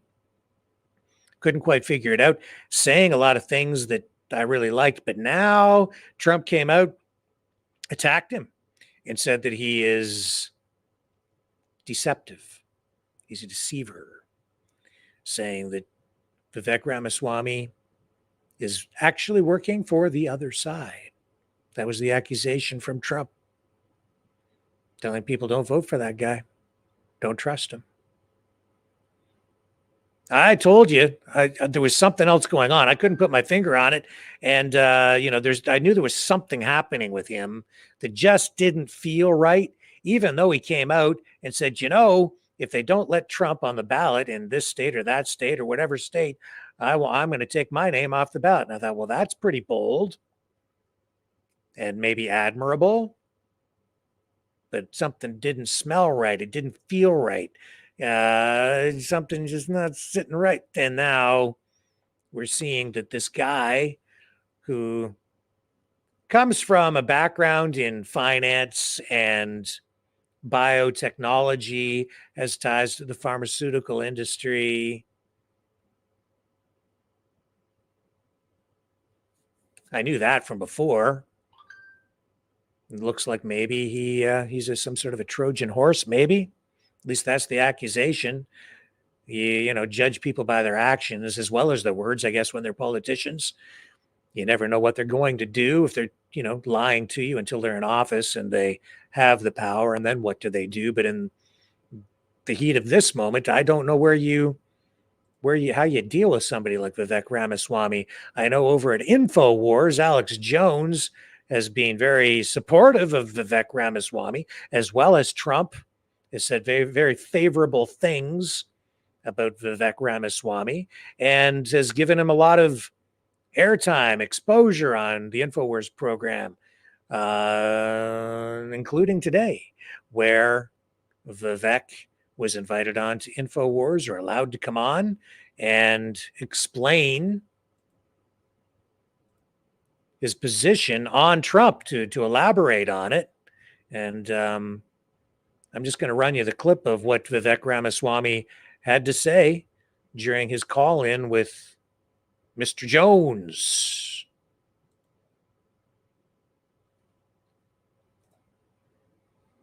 Hang on here. What happened? I lost the clip. Yeah, it's not letting me. I got to cue it the other way. Okay, hang on. We'll have to do it this way. I've got her queued up, and I'll have to play it this way because of the way the screen lays out, which you don't understand because you're not sitting here in the studio, but I've got her for you now. Here we go. Yeah, I'm going to make it as clear as I can as of today, Alex. I'm not God, and I can't tell you what exactly is going to play out, but the plot is hiding in plain sight, where the people who are funding the suits against Trump and funding the efforts against Trump are also propping up Haley. They want to make it Trump versus Haley and then eliminate Trump. And the way they can't do that is if there is actually another America First patriot in the race. It's hard to eliminate two. You can, and they don't have on me right now what they have on him. And I think that it's harder to go after two targets than it is to go after one.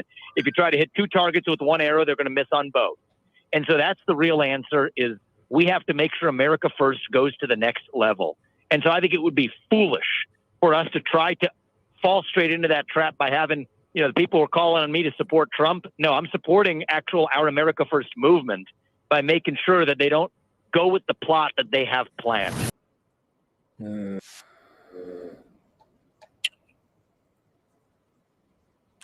don't know, man. He said a lot of favorable things about Trump, Now he's like, I'm not really supporting Trump. I'm just supporting the America First movement. Well, Trump's put it all on the line. That's for sure. Now he's under attack. And I think what the people who support Trump want, what MAGA wants, what his base wants, what the patriot movement, if you will, wants, the MAGA movement, the America First movement. I think the people who support all that, what they really want is they want some support for Donald Trump and the J6ers and others who have suffered, put it all on the line. And I can certainly understand that. Hang on here. Let me just dip back in over here and see what this messaging is coming in. Yeah, getting word here now from Jamie that the traffic jam is not related to that streak of smoke in the sky. The traffic jam is the result of a car accident on a highway there in the area, but does not appear to be related to that streak of smoke in the sky. So I don't know. It's maybe nothing. It could just be a vapor trail, or it could be, I don't know. Maybe it's a giant asteroid plunging to Earth and disintegrating in broad daylight. Could be something like that. Who knows? We'll try and find out. If we find out, we'll find out. At this point, with no other information coming in, I'm inclined to think that it's probably not that serious. Sometimes, you see things that look unusual and seem to be maybe something serious. And then in the end, it's really nothing. It's just maybe something a little out of the ordinary and nothing to worry about. But if it is something to worry about, we will find out. It'll come out, and we'll share the information with you in real time, if possible, right here on the program. So still following that. And thank you, Jamie, for keeping us up to date on that. Really appreciate it. What else do we have here tonight? We have, still back in Iowa. So I don't know. That's the bottom line. I don't know where we're going to end up with these Iowa caucuses tonight, but it's obviously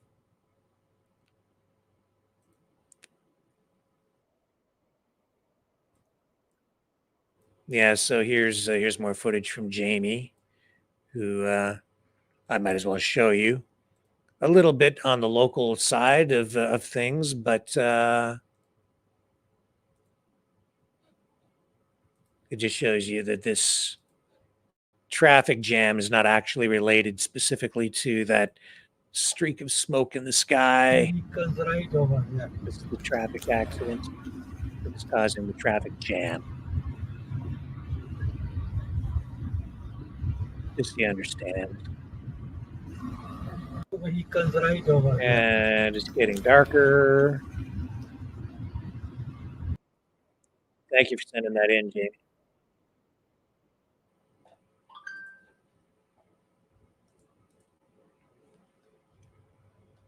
So let me again take a very short one. Be right back after this.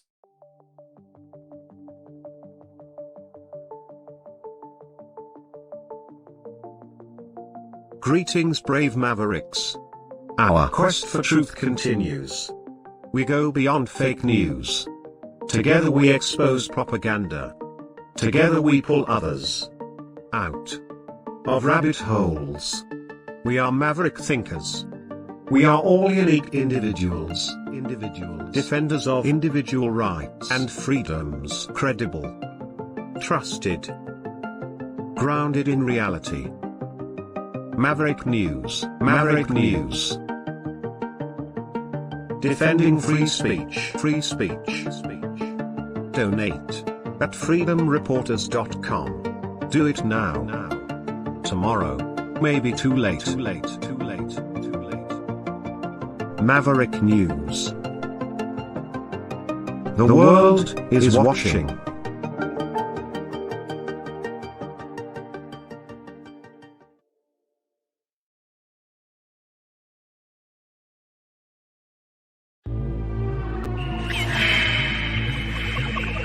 Fighting the Great Reset. By leading the Great Resistance.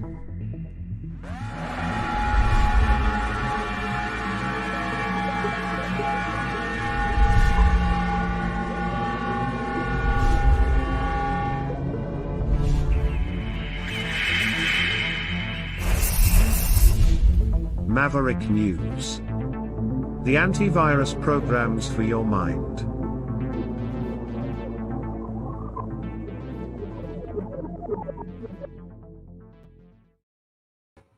Okay, so we're coming up on the top of the hour here. So you know what I'm going to do? We're going to go to the phones. And we'll keep an eye on these developing stories tonight while we chat with each other. So let me just, again, run a little of this and a little of that while I get everything set up. And then you guys can join the conversation.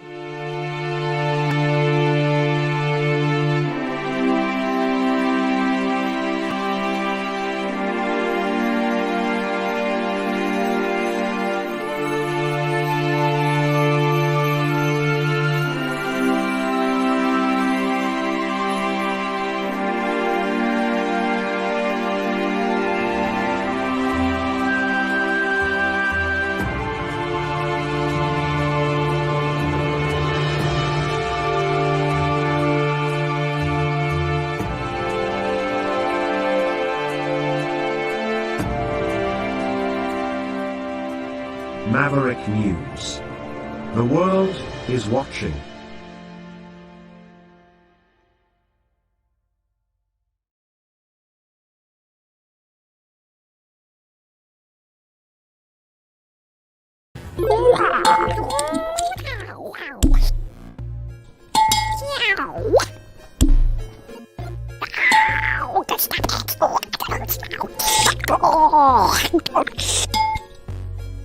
Exile. The Knights of Malta. Maverick News. Join us. The world is watching.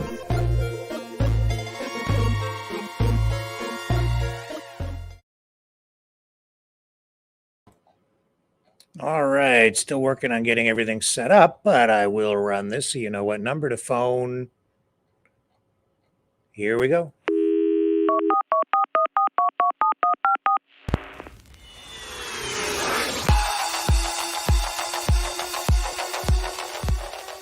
Join the conversation.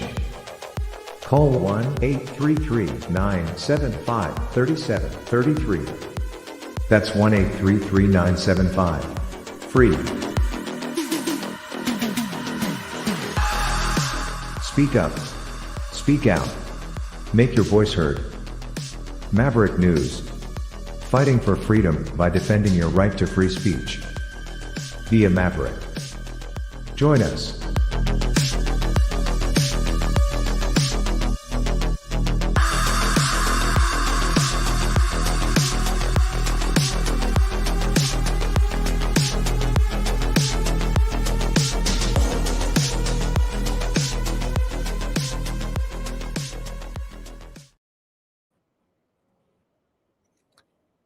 Okay, looks like we're set up and ready to rock and roll with the phones. So here we go over here, and there we go over there.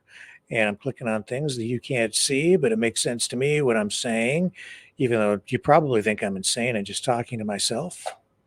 But there we go. We're up on the screen. The number to call, 1-833-975-3733 to join the conversation. And we have our first caller on the line. Go ahead. You're on the air. You got the balls to assault a man without a plan to master all your disasters, and you are insane in the membrane, Rick. No doubt about that, my friend. How are you this evening? I'm all right. As for the York Regional Police, they're dog shit. They always have been. Okay. Crooked as hell. And I got a story about the York Regional Police. Okay. I forget. I think it was in 94. I'm in Canada's Wonderland, me and my buddy. and we ate some magic mushrooms. Okay, well, we ate all the magic mushrooms. I bought burgers. They were $12 back then, $12.50 a burger. So I loaded up with mushrooms and I ate it. And I was like, shit, I'm high. I'm going to smoke a joint. I only had one joint. I had no mushrooms, one joint. Well, I fire it up and I'm smoking it on a hill. And all of a sudden from behind, this hand comes down and grabs the joint right out of my hand. So I'm like, fuck, give it back.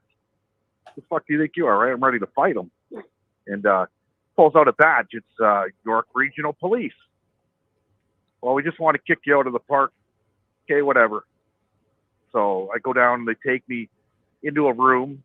Well, there's a makeshift police station down there at Canada's Wonderland. So I got to go on every fucking ride. And then they got cells, right? So they threw me in a cell. And I'm going, fuck, all over a fucking joint, right? Well, next thing you know, I'm in a cop car and they're driving me through Richmond Hill and they're talking about some unsolved break and enters. I said, listen, I've never been to Richmond Hill in my life. Right? And they're, yeah. Next thing you know, 4 days later, it was a long weekend, I get in front of a judge. Over 3/4 of a joint, Rick. Okay? They kept me in jail for the whole long weekend, and I was like, wow. So I don't trust them creeps, period. Never will. I don't trust any of them. Why are we talking about this? You know, was there a story that I ran that triggered this? Yeah, David moment? Menzies. Oh, right. David Okay. Menzies. Okay, sorry. Of Okay. course. Gotcha. Right, so that, you know, yeah, the first story of them all. See, I listen sometimes. I'm not just in the chat as another pretty face, but I do listen sometimes. But the David Menzies story, okay, and if it would have happened in a dark alley with no cameras, they would have beat up on that old man. That's the moral to the story. Okay. Now I understand what the connection is. Okay. I just right. And you know, I'm thinking it was like this was like how many years ago, and you're just telling it, you're just venting now. I'm like, what the hell is he talking? But now I get it. Okay. Sorry. That's my experience with the York Regional Police. Now, not all police forces are like that. Vancouver is probably one of the politest police forces I've ever seen in my life. Well, keep in mind though that it was actually the RCMP officer that affected the arrest, and it was a York Regional Police officer, I believe, right, who was telling Menzies, you know, you don't have to say anything, man. And when I was looking into that guy's eyes, I'm thinking that guy knows this is all bogus, and he's not comfortable with it. But you know, well, the back to play is just as guilty, right? The back to play is just as guilty. When you had the ex-cop on the other night from Ottawa Police, you know, the trust of the police has eroded. Sure has. Now it's more than just one bad apple on the police force. You know, they still abide. They have their goon squads, okay, and they call it the goon squads. These guys are steroid monkeys, okay, and their job is to go in and bust heads when they need them. That's their fucking job, and they're paid for it, right? So you see the word weaponizing of the police, using the police as a weapon. That's been going on forever, buddy. Yeah. Yep. You know, yeah, I understand. And they want to take away all the guns. Well, a lot of people aren't giving up their guns. You got a bunch of brutal people in this world, man. Right? I'm not saying all cops are brutal, but I don't trust any of them. So I wouldn't trust any of them. You know, everything you say can and will be used against you in the court of law for a reason. So you don't say shit. Right? Menzies is lucky. He's got the camera behind him, and the camera don't lie. You know, and for them to say they didn't know who he was, okay, that's a lie. Everybody knows who he is, right? So they can't use that as a defense.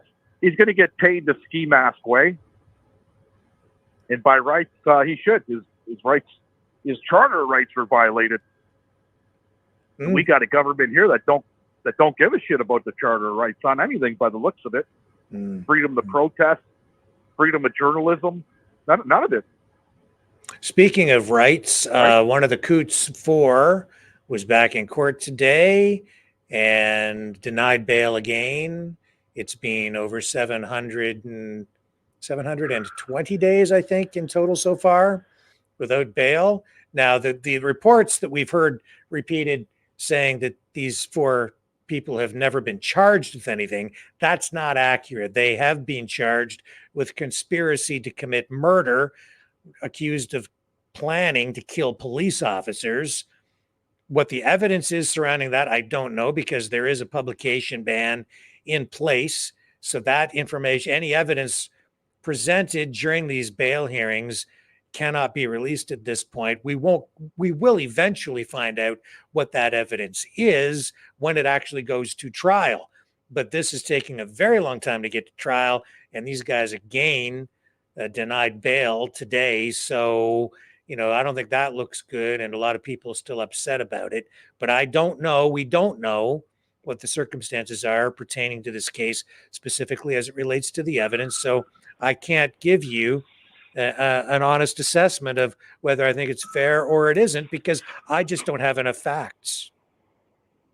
Well, I can give you an honest assessment, and you could probably look it up on your computer about the Jordan ruling.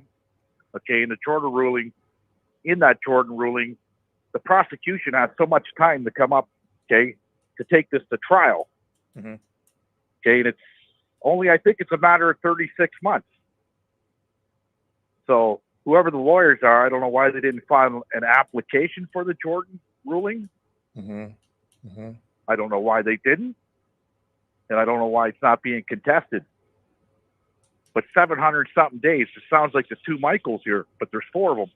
Yeah, I think it's excessive, but again, like until I have real facts, I'm always reluctant to provide an opinion. I just don't have enough to know what the heck's really going on. I think that 700 days is not only unusual, but probably excessive, but I don't know what the deal is because we're not allowed to know at this point.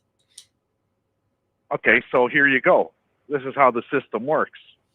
Okay, they're in pre-trial, awaiting trial someday to get a trial.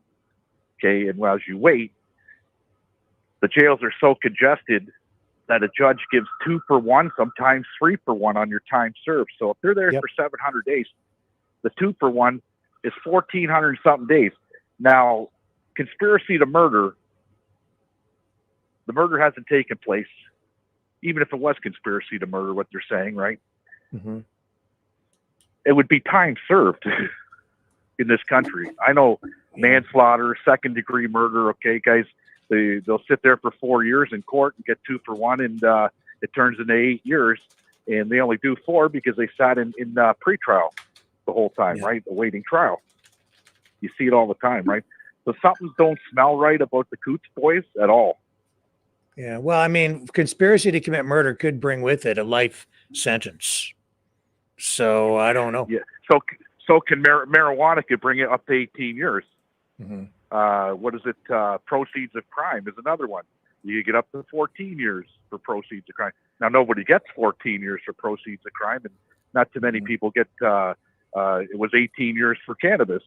Mm-hmm. Okay, that's the limit, right? Oh yeah, by I think your assessment is probably pretty accurate. They'll keep them incarcerated and they get the equivalent of, time served. And then regardless of what the outcome of the trial is, they've done the time that the Crown wants them to serve.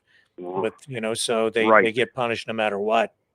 Guilty until proven if found innocent. Guilty. That's probably true.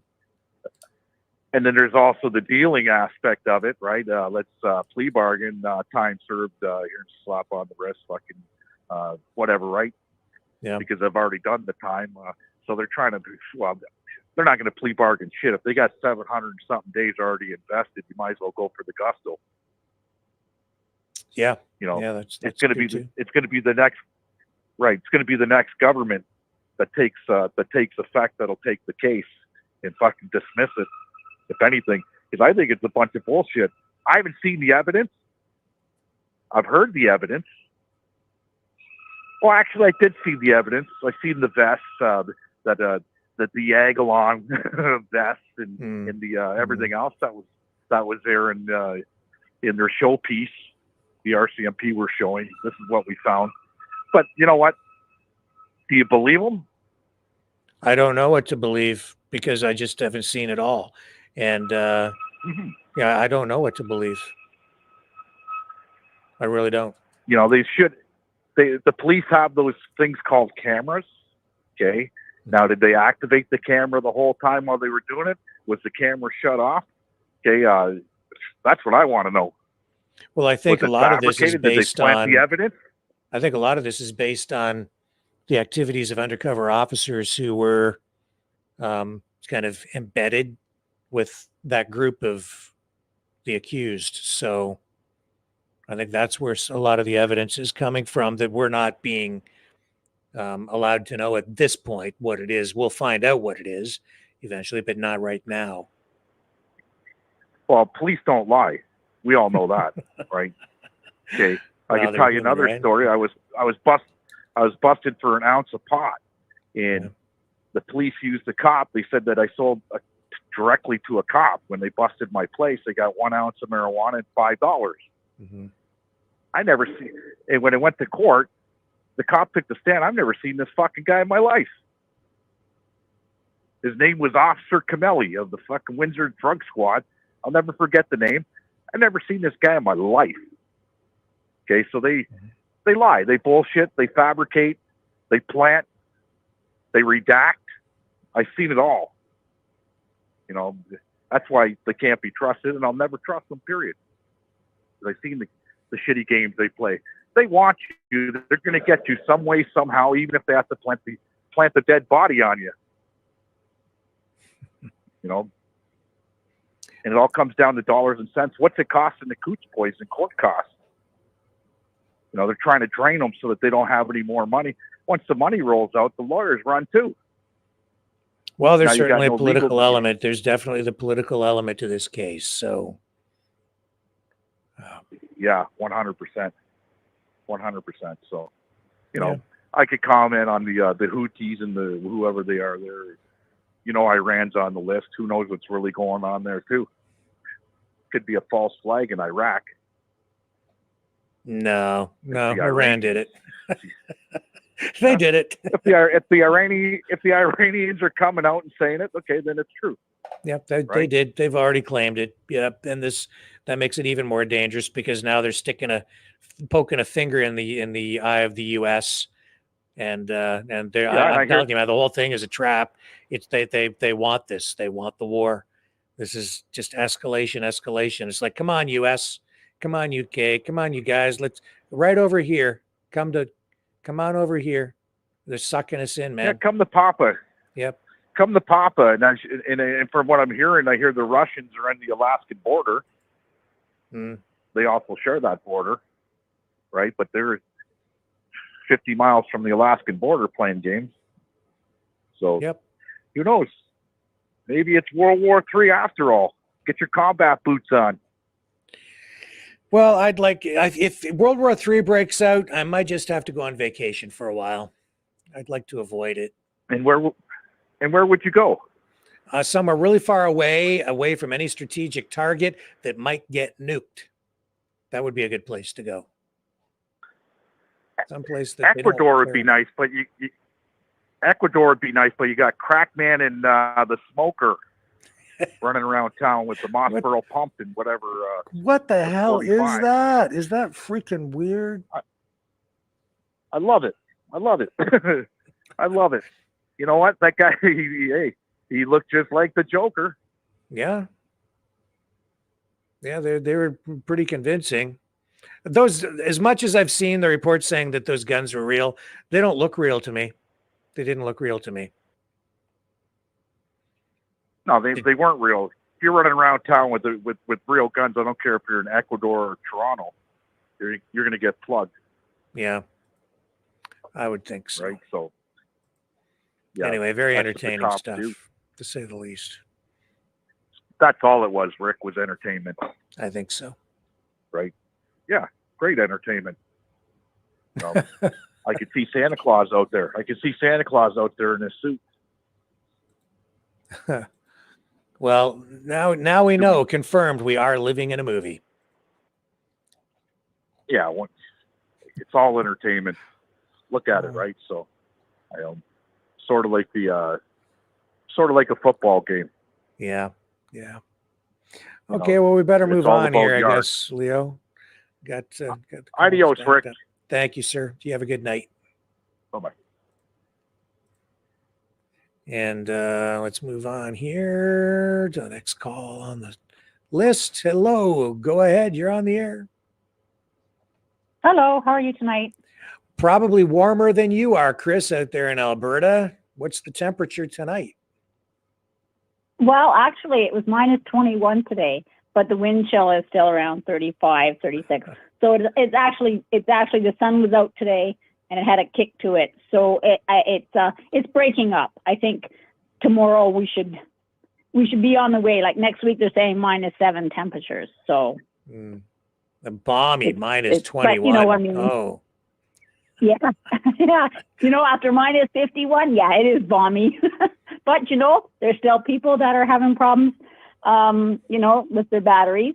I guess Canadian Tire sold some more today. And you know the trouble is that you're getting seniors, because we have a lot of seniors where I live, and they're going to get batteries. And then, okay, we'll sell you the battery, but we won't put it in for you.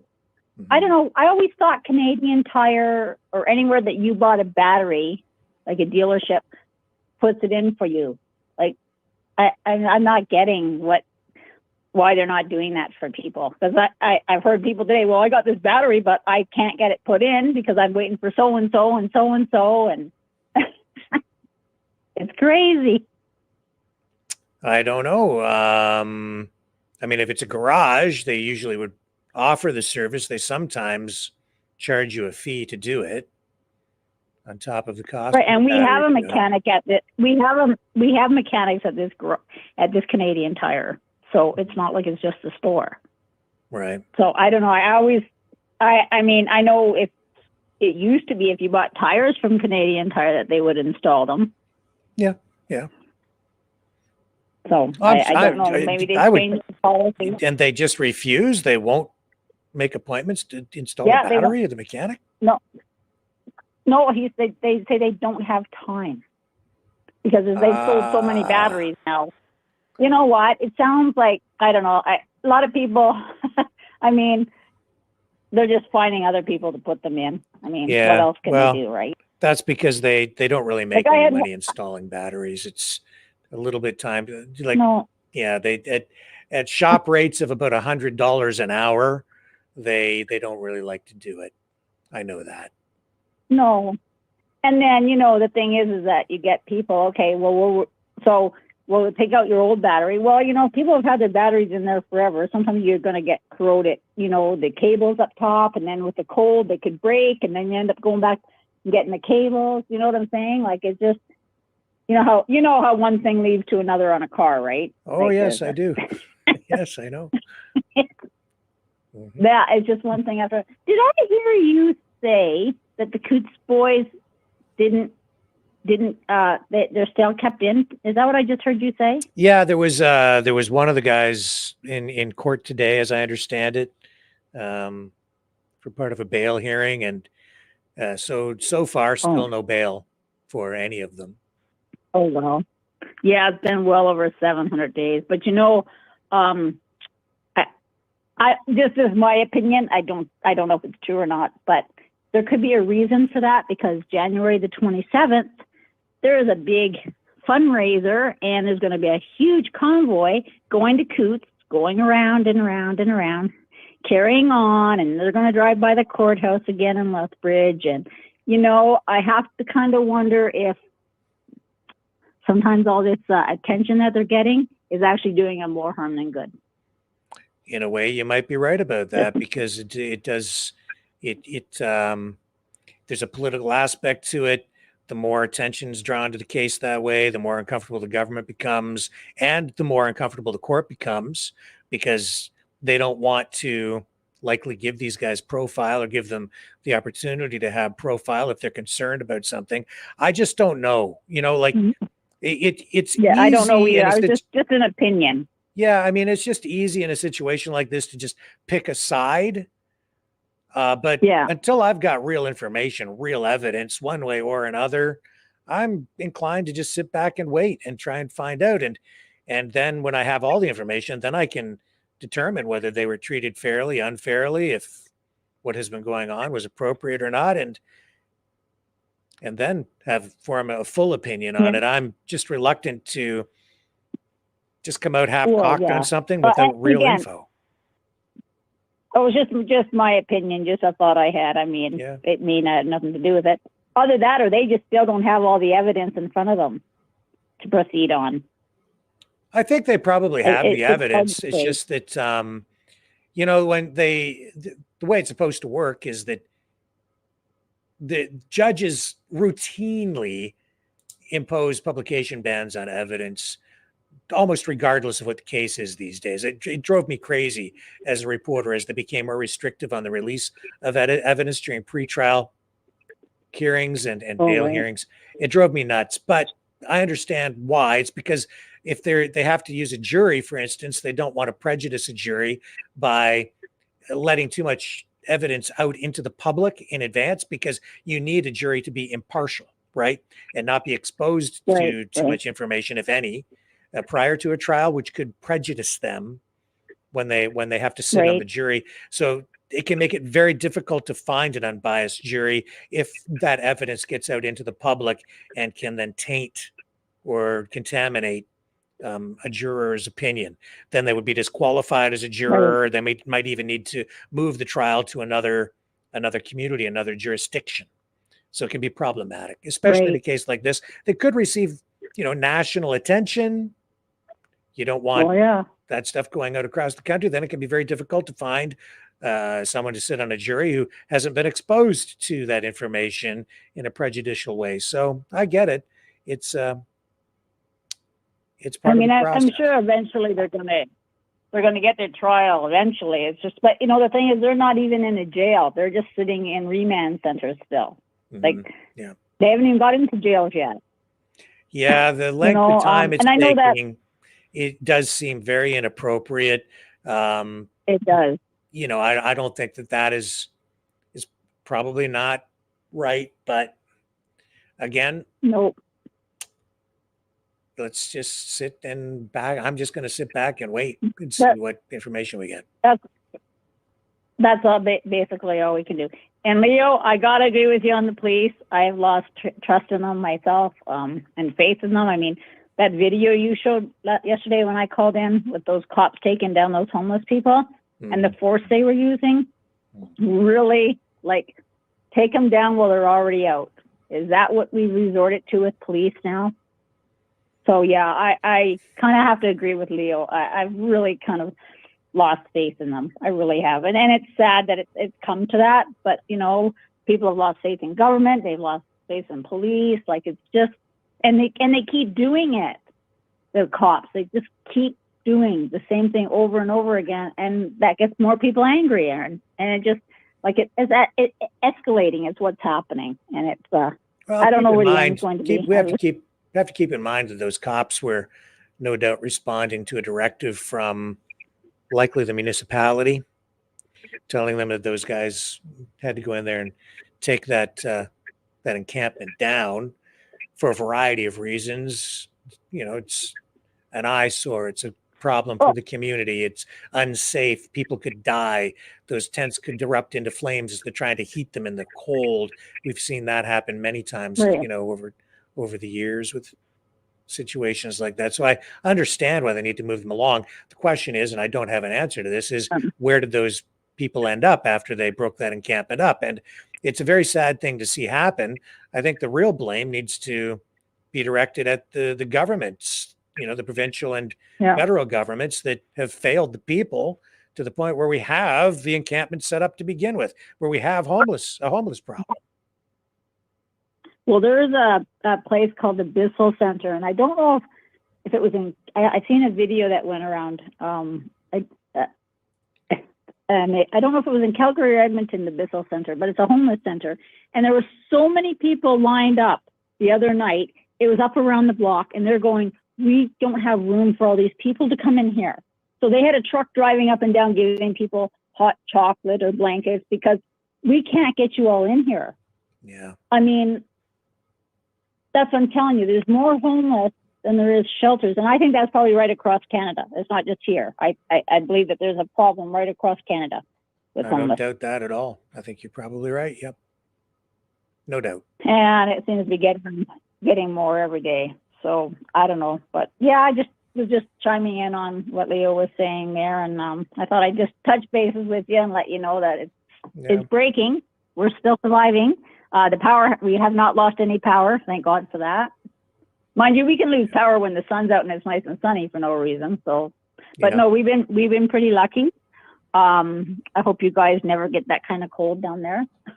I don't wish that upon my worst enemy. Well, maybe Trudeau. But anyways, yeah, basically that's all I had to say for tonight, was just to let you know that the weather is changing for the better. Awesome. Thank you, Chris. Really appreciate the call. All right. Well, all right. We'll talk to you later. Right. Bye-bye. See ya. Okay. Is this Don? This is Don, Rick. How are you? So, Rick, I just tuned. Good. I'm not bad. I'm sitting in the sauna right now. I'm trying to get my bones nice and warm. And I've been kind of entertaining myself with the Dr. Shiva videos that we've been talking about. Oh, yeah, I just like his approach. I love his approach. He calls out Bobby Kennedy, Tucker Carlson, Joe Rogan. He calls out everybody who's in the swamp. See, we're all Steve Quebec. He talks about all their demons. He's very interesting. drshiva.com. If you go there, you're going to find out that he's got dirt on everybody. Now, this guy's not just some guy who was a millionaire and when he was born with a silver spoon, in his mouth. This guy here, he actually has 3 degrees from MIT, or is it 3 doctorates from MIT? The guy's like in my opinion, he's one of the smartest people in the world. And I know a lot of smart people, but smarter than Leo. I'm telling you, this guy has it. Yeah. But I recommend everybody consider this guy. I mean, I know he's American, right? But if you have American friends, shed the word, because this guy's being censored. But he's a ground up movement. You can print out his brochures and pass them to your American friends. Well, or have him on. I know he'll have you on. He's got everybody on, right? I'd be open to talking to him. I'm not as convinced or as sold on the guy as you are. I've listened to some of what he says.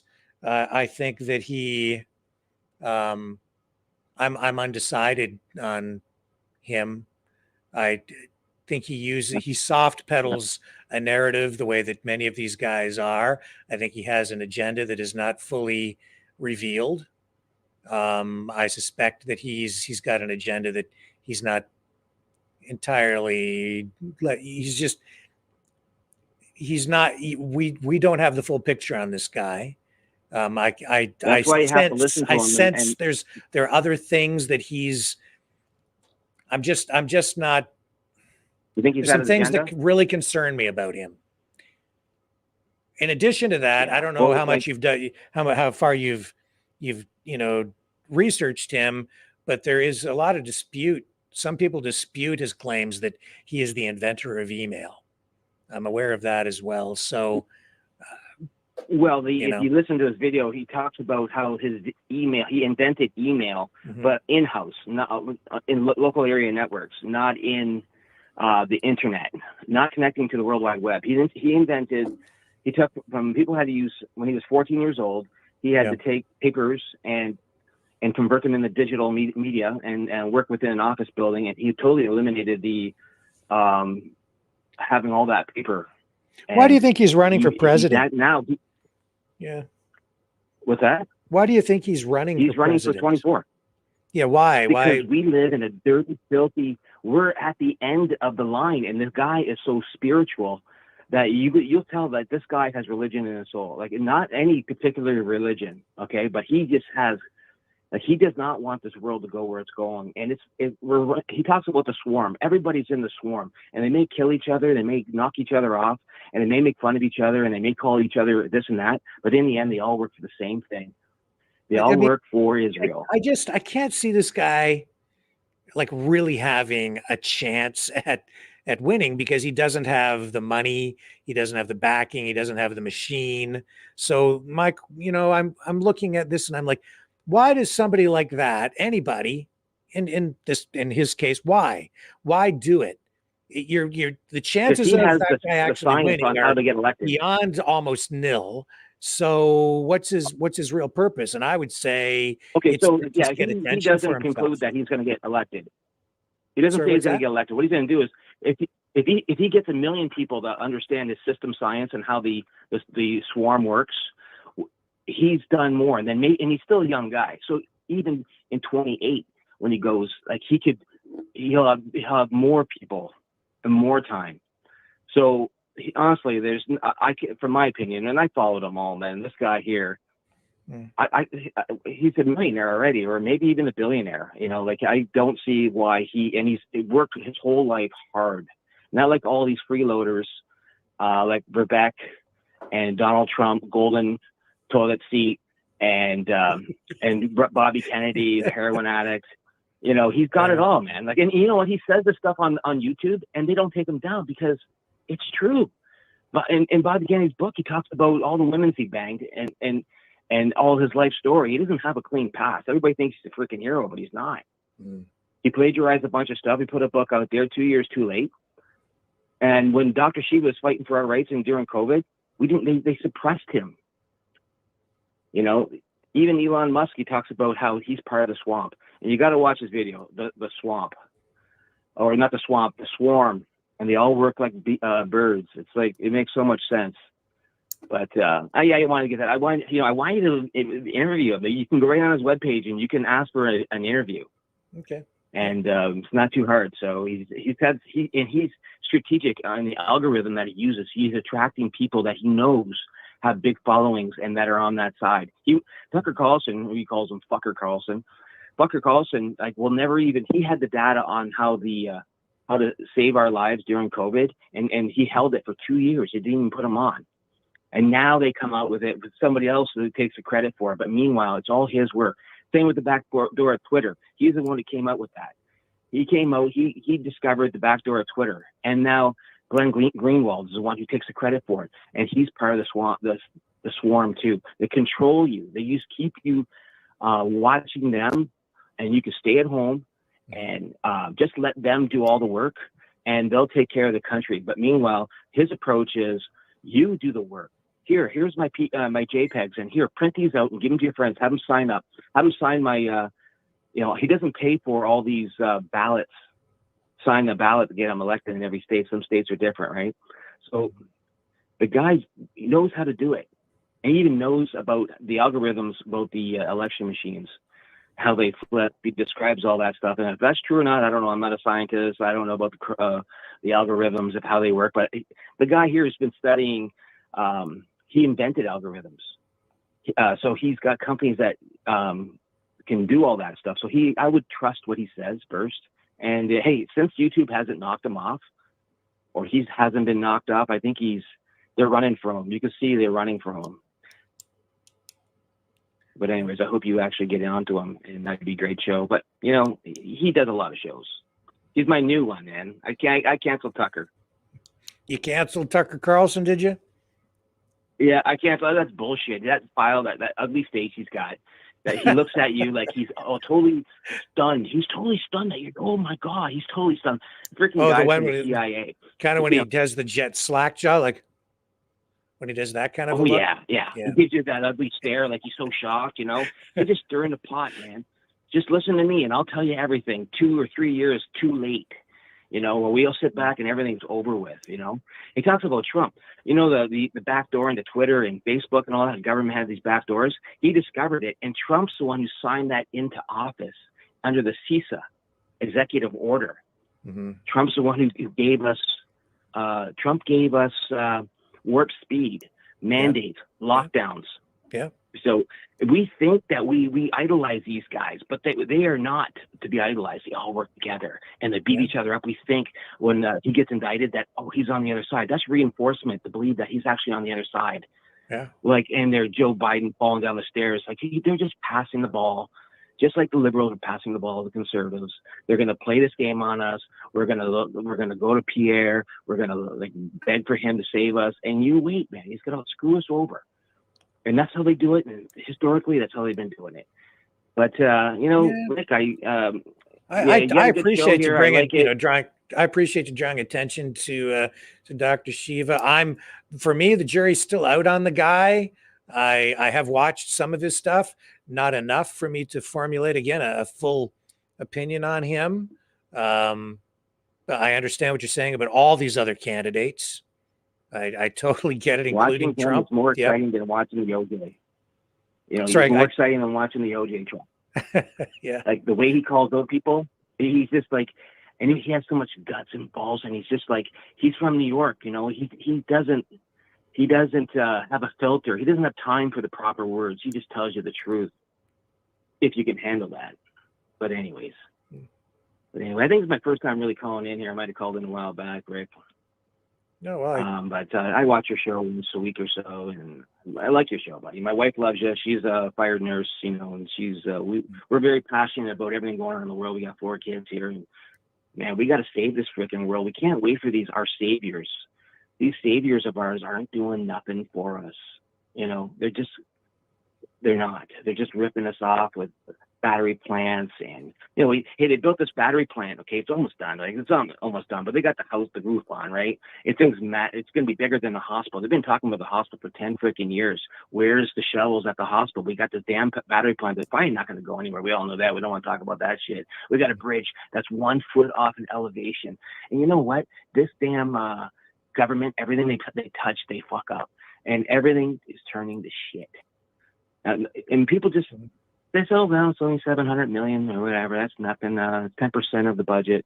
You know what? We're getting screwed right and left. And we're going to continue getting screwed until we actually have some real leadership. And I think if we have better leadership over there, we can hold their Canadian partners, accountable. Well, like I've said many times, I think you're hitting the nail on the head. And for me, it just comes down to we need less government, a whole lot less government. And they need to just be providing the services that government should be providing, you know, pick up the garbage, pave the roads, you know, stop meddling in cultural engineering, social engineering, and all of this stuff. You know, just pick up the garbage on Tuesday and I'll basically be happy. Get rid of the potholes in the roads. And, you know, for me, that's what I want. 10.5% tax increase in Toronto. And, you know, we know what that's going to. And then we got 5% in Windsor or at LaSalle here. Like for what? I mean, we still have ditches in LaSalle. We don't even have like sewer systems in a lot of the areas that they just developers, and they're just ruining the system down here. You know, and it's like, okay, every now and then we'll designate a park federal and we'll put up a couple signs and we'll give a couple $1 billion for these people to shut up. You know what? It's all BS, man. We're all just getting screwed right and left, and we got so much spin going on, so much drama every day that we don't even have time to think about anything. We're worried about Houthis and, you know, Palestinians, and we're worried about Israel and the bomb. It's never going to freaking happen, you know? But anyways, nobody's going to bomb us. Everybody will lose money. That's never going to happen. You may have a valid point there. And they tried to scare us with these freaking movies like Obama made, whatever that thing was called. That was psycho warfare. Behind, right? They make that to scare the crap out of you. I seen some tweet Elon Musk put up today is like about the moon coming into the earth. It's like all this fear porn. Keep us fear. We need you. Help us. You know, we need to be in fear all the time. We need the government, and we don't need the government. We need to hold our government accountable. We just don't need to sit around, eat chips, and play video games and watch our kids go and do fuck all, right? It's like our kids are just going to waste. You know, it's a shame the way they're going right now. You know, if they make it past 1920, look at the obituaries and everything. You know, the fentanyl problems. Like, you can't get hydrochloroquine in this country, but you can get all the fentanyl you want. You know, it's just like, it's crazy. It's crazy, this world we live in, and we gotta hold these people accountable. Every one of those bastards that are in office right now. I even call out Brian Massey. You know, he didn't do nothing. He wore a mask. You know what? He's a coward to me. He's not a man. Nobody's a freaking man. Nobody's ever worked a day in their lives. I'm a hard worker, buddy. And I do good. And I honestly, I work hard, and I hate to see everything I do go into that, you know, and I want my better life for my kids, you know, while I work myself to death. I want a better life for your kids too. Yep. I think, buddy. Listen, I'm gonna let you go. I'll call another time. I'm sweating All right. my. Anyways, I'm in the sauna, so Okay. I'll talk to you All later. right. All right. Thanks for calling in. It was a good one. Look forward to the next time. All right. Okay, and here's the man. It's John. Hey, Welcome Rick. back, sir. How are you? Sorry you had to wait so long tonight. We had a lot of callers stacked up. Who's that guy talking about? Dr. Sheba or something? Yep, yeah. That was Don. Running for president? Yep. I never heard of that. See, this is the problem. Well, Nobody that's knows why about the guy. that's why we're here. This is Dr. Shiva. He says he invented email. He's been doing like a lot. He's got a pretty sizable following, with his online live streams and stuff. He appears on some other, big name podcasts and things. He's out there. He's been around for Sounds good, a couple of whiles, but sounds good, but nobody's heard of him. yeah, he's not going to win. Yeah. No, obviously not. He's not even in the debates or nothing. So Right. yeah, waste of time. Sounds like a good guy though. But Yeah, that's what happened. All the good guys, they don't want him in there, right? well, They want people that they can tell what to do, like guys like Trump. yeah, They control him, and he does what they tell him. Anyhow, that's why I listen to the show. Everybody I know, about 75% of the population, they don't care, Rick. They don't care if they jack up the taxes 50%. They don't. Well, maybe they might care about that, but they're not going to say nothing. They don't care. They don't care about politics. They don't care about anything. All they care about is going to work, coming home, doing their hobbies or whatever they do. That's it. You know what I mean?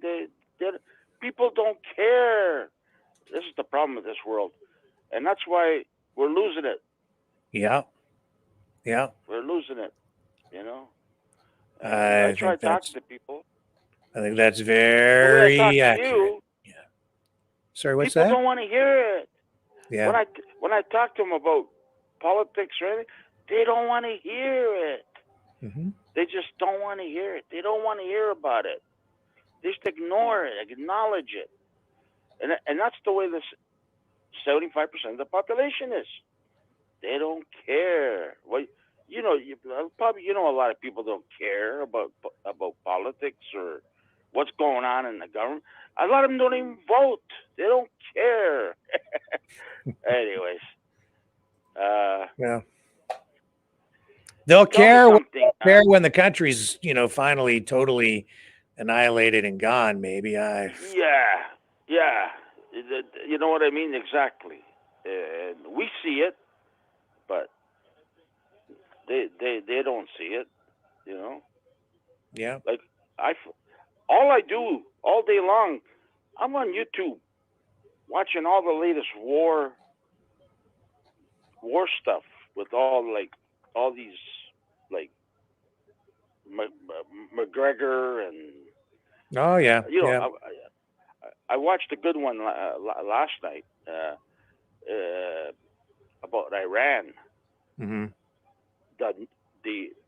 ammo and planes, they have some amazing equipment that nobody else has, and it scares Israel. It scares the U.S. because they have some super duper weapons, man, like nobody's got. Yep. They got good technology there. What they did today, Rick, it was a message they were sending Israel and U.S. They I think it was 8 strikes. It was near. They almost hit an airport. They hit the embassy, the U.S. base. They never hit it. It was close to all those targets. Yeah. And it's just sending them a message. That's all they were doing. Just like these boats that go to the Red Sea, they don't want to blow them up. They're just sending a message. They're sending a message. You think the Houthis can't blow up those boats going through there? Come on. You think they can't blow up the American boat in the middle? The Houthis are stacked. Apparently, they got over 3,000 missiles, all kinds of rockets, and they got like 5,000 drones. I don't know how many drones they got, but they got 3,000 missiles. They're a powerhouse, the Houthi, the Yemen. I'm telling you, they got millions of people there ready to fight. Good luck. You ain't gonna beat it, But they were just sending a message today, Rick. That's all it was a message saying, "Don't mess with us. You don't know what we're capable of doing to you." Like I said, I think if I think that it's a trap. So best that we not escalate. Got to find a way to de-escalate. We got to stop this war in Gaza. Mm-hmm. Do you know the Jews? It cost them. Look at this. This is Jew math. That's one thing the Jews are good is in math. They're all accountants, lawyers, doctors. You know what I mean? All the high-paying jobs. They run this world. Okay, so this is they're saying it cost them $300 million a day for the war in Gaza, times 100 days, because they've been fighting 100 days now. That's $30 billion they've spent so far. What? There's 2 million people in Gaza. Divided by 30 billion, you probably get $20,000 a person. That's not enough.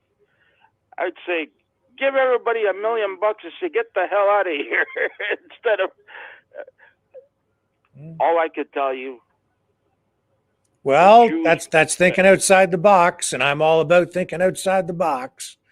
So if we can come to a peaceful resolution somehow, then I'd be very much in favor. Someone buys your house. If Trudeau wants to build a highway through your house, he's going to buy you out, right? Eminent domain. Yeah. Or you going to sit there and start sabotaging all the, you know what I mean? You got to go, right?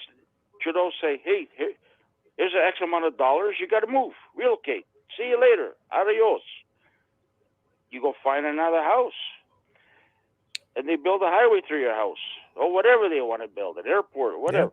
Yeah. But why don't they just buy them out? Do you think they would accept something like that? I don't think they would. $1 million? I mean, I would move for, would I move for $1 million? You have to, maybe it's going to have to be more than that. Going to have to be more than $1 million. Actually, yeah. The real estate here is a lot more than $1 million. That's right. Like $1 million, you'd be lucky to buy a house when you got to Canada, right? So it's like it's going to have to be more than $1 million. My friend, he's got a business, right? Yeah. And it's a nice piece of land, and they want to build townhouses, and they tried to buy him out. He goes, "I'm not buying. No, I ain't selling. No, not enough money." He says, "I want more money." Yeah. So they built around him. He's in the middle. He's got a business in the middle of it. And same with up the street. There's a burger joint called Johnny's Burger. It's been there for I don't know how long. They didn't want to sell. They make good money there. It's open late at night. Everybody goes there. So they built around them office towers around the guy. And it's just that's what they have to do. But if the price is right, you'd move, obviously, you know. Well, yeah, I mean, everybody has their price. But when the government wants when they're building a highway, you got no choice, Rick. This is what you get, and you got to go.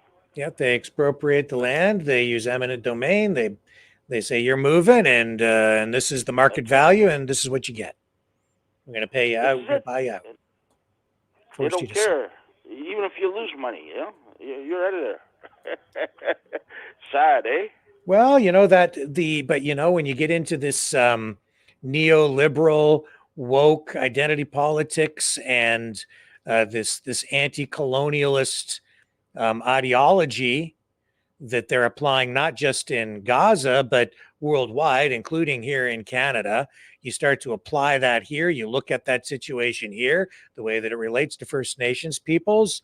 It starts to get complicated here as well because of the treaties that are in place. I've said on several occasions over the past couple of weeks that maybe what we'll do is we'll actually dig into one of these treaties tonight to show people what these treaties were all about back when they were first drafted and then signed, so people kind of understand some of the history, that really understand the history. People talk about the treaties, and like I said, here in Canada, people say, well, if we could just get the First Nations clean drinking water, that's the go-to phrase, and they don't really understand the issues.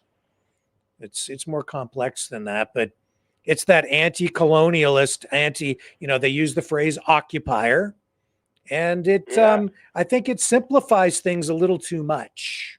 And that's a political phrase that is used to justify political and even military actions on one side. And it's been pretty effective. So it's the same idea, same ideology at work over here, and it is spreading worldwide. Make no mistake about that. We can dig into it more another night, but I think we have to be careful about how we view and deal with all of these issues. And I'm just going to leave it at that for now because it's just too complicated to get into tonight. All I know is the natives, they all stick together. Mm-hmm. You try to take over their land, there's protests, they're causing chaos, and they win. And these days they do, yeah. The government scratches their head and say, "Oh, we don't want to mess with them again. They're gonna block the train tracks. They're gonna block the highways." See, if you go back and you look at all that stuff that I was dealing with like over a year ago, remember? And I was talking about UNDRIP and the First Nations and all of that stuff, and everything was getting kind of out of hand here for a while, and I was doing that investigation, and I was bringing the information out for people and trying to explain everything from that actually ties in directly on an international level with what's going on in Gaza. And you see even the people protesting right now, and even holding news conferences on Parliament Hill saying that, it's about occupiers, it's about colonialism, and it's the same politics in play in Gaza that are in play here. And they refer to all of Turtle Island, which most Canadians, up until I even say now, most Canadians don't even know what you're talking about when you just say Turtle Island. Most people don't even know. But see how much power the Jews have. You can't stand on a goddamn bridge. You get arrested now. Look at that. Eh? But you can stand in front of Ford's house for 2 months. But John, why do you say that that's the Jews? It's the Jews that don't want them there. They're the ones. Oh, well, in that particular case, on that particular bridge. Well, do you understand? Well, I can understand why. They're blocking access to they're not letting people go home. They're not because blocking they're Jews? access, Rick. This is the thing. The cops are blocking the cops are actually blocking the road. They're standing on the sidewalk. I was talking to these guys there. Okay, they had no flags. They told me, we got no flags. All we got is our scarves that has the Gaza emblem, whatever, on it. I guarantee you that if there were people blocking access, there's a almost all Muslim neighborhood in this part of in my town, and I can tell you right now, if people were blocking access or even out there just protesting. They weren't blocking even access, if they, though. John, even if people went to that neighborhood and said and were protesting. Because it was a Muslim neighborhood, the cops would go down there and tell those people to move along too, and rightly so. So either way, if you're targeting a group of people because of their ethnicity or even for some other reason like that, it just no. I don't care who it is. They went there Sunday with no flags, No, it was only a handful of women and people, and they were standing on the sidewalk over the bridge. But John, I saw the video too, and honestly, come on, man, it's not safe for those people to be there on that bridge protesting there. It's not.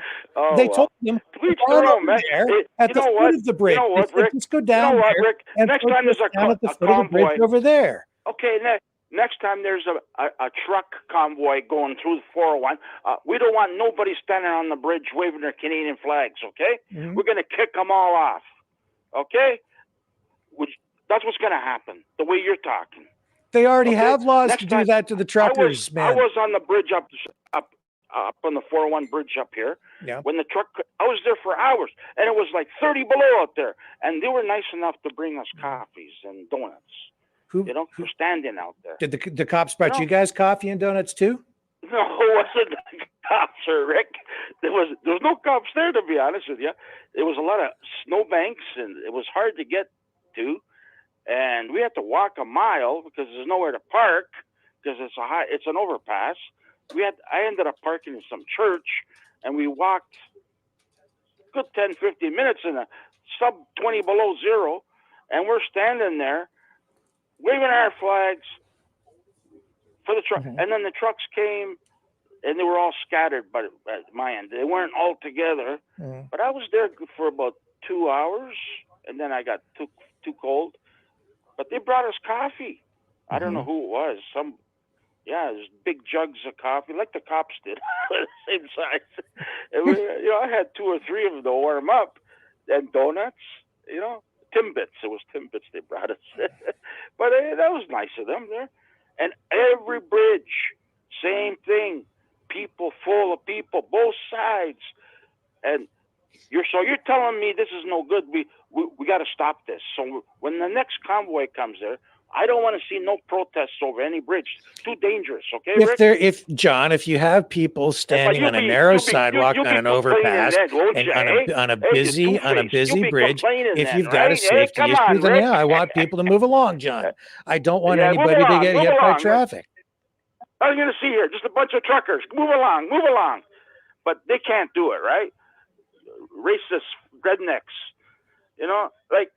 come on, man. They're not doing no harm. They're standing. They're protesting because they're. No, John, they were protesting. Why were they protesting there, John? Why were they protesting on that bridge? Because they want the war to stop in Gaza. Because the neighborhood, because the road and that bridge led into a Jewish neighborhood, John. Right. That's why. That's right. Now destroying a store, that. They should go to jail, send them home, whatever. So as all the Jews go home to their houses at the end of the day, or when they're leaving in the morning, or whatever time they were there, so they're there to protest the Jews in their neighborhood in Canada. It's not like they're there every day. Okay, go ahead. So, why are they? The people living in that neighborhood, this isn't Israel. This is Canada. Why don't they go down and protest at the government building? They want the Palestinians gone. They want them all wiped out. Yeah, well, the Palestinians want the Jews wiped out. I know some Jews that are on my side. They don't like what's going on. But a lot of those Jews, they want them all gone. And I'm telling you one thing, Rick. I swear to God, this is coming from McGregor. Okay, Jews better be very careful because they will not exist in Gaza anymore, in Israel. They're going to wipe them out. All these. Yeah, I've been listening to Colonel McGregor. I've been listening to him Colonel too. McGregor, that's right. Yep, I've been listening to him lately. Hey, you got all the. That's a Muslim country there. Yeah, maybe we should get Colonel McGregor on here, and maybe we'll have a pretty in-depth discussion about the Jews. Actually, you should get him Colonel on McGregor and I. Yeah. Seems like he likes to talk about this topic. He sure does like to talk about the Jews lately, doesn't he? Yeah. Yeah, he does. Him and Ritter, Scott. Yeah. Ritter, Pretty interesting comments all the way around. Anyways. Yeah. Anyhow, I believe it. Those you don't want to mess with those Arabs there, okay? Some people seem to be aligning pretty closely with those Arabs while talking about the Jews and just all the way around. It's, I think, pretty concerning. And, I'm just glad, John, that you and I can still be friends and talk about this stuff, but it's certainly polarizing. Hey, listen, Rick. Don't worry about it, Rick. You can tell me anything you want. Hey, listen, we're just talking, okay? Like, that's right. I should be like my friends and not give a shit about anything. Like, just be happy. Be happy. You got a house. You got a job. You got food on the table. You got, be happy. That's what they tell me. Be happy. Now, another thing. Those, like, I love Jews. Okay, I work with a lot of them. Some are my friends. It's those military guys that I don't like, okay, because they're the ones that are stirring all this shit up. Because a lot of the Jews, they want them to release the people and stop the war, but they just warmongers. They're fucking liars. Oh, sorry, they're liars, Rick. Do you believe what that what's his name? That little guy there, that little. You notice all these Jew military? They're all little short guys. I don't see. They're all little short guys, man. They're all like 5'2". I watch it all the time, and I laugh because their asses almost hitting the sidewalk when they walk. They're fucking 5'2", 5'1". Anyway, they're liars. Do you believe that one who was pointing and goes, see, a list. This is the list. It was a calendar or something. That guy. He was on there today saying. That did it not bomb those people. The two people that there were video of those two people today. Oh, are you talking about the car ramming incident in Israel? No, the hostages. Oh, the two hostages that they say they killed. Yeah. Hamas says that Israel bombed them, right? So they say. And that little guy there, that little skinny guy, 5'1", he thinks he's, I fucking one finger, I'd fucking kill him. He says that we did not kill those people. We're very careful where there's hostages. If they knew where the hostages, they would get them out. They're liars. The Jews lie. Those guys, military guys, they lie. Anyway. Okay. All right. Another thing, forget about this war shit, okay? We're all gonna get blown up one day, so it doesn't matter. It's in the Bible. It's in the Bible. That's where it's gonna start. This morning I was watching Davos on the Business Channel. Right. Yeah, because the WEF they kicked off their annual forum. Yeah. Looks cold there. Lots of snow. Looks cold. But who was on there this morning? What's his name? The guy that was messing around with Trudeau's wife there. Emra? Oh, Israel. Israel. Yeah. Elbas. He was on the Business Channel. Yeah. That's the guy. The black guy. Yeah, Idris Elba. Idris Elba. Yeah. That's the guy. Isn't it terrible when everybody knows that the guy who's having the affair with the prime minister's wife? It's all public. It's like everybody knows. He was on there this morning on the Business Channel and with his wife. Yeah, he brought his wife. Fantastic. So well, the family that goes on air together. Yeah. Stays together. I don't know, whatever. Oh yeah, his wife was there, and his wife goes, "Well, we're Canadians. We're not up to this stuff." She was saying.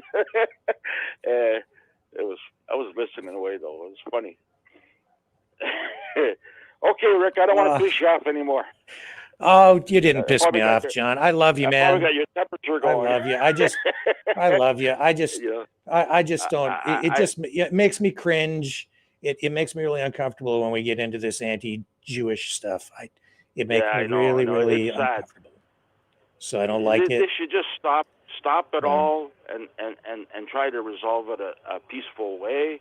We can agree on that. Yeah. And then it will save a lot of headaches. But it's all in a design to get everybody fight, like me and you and everybody else, to get everybody fighting.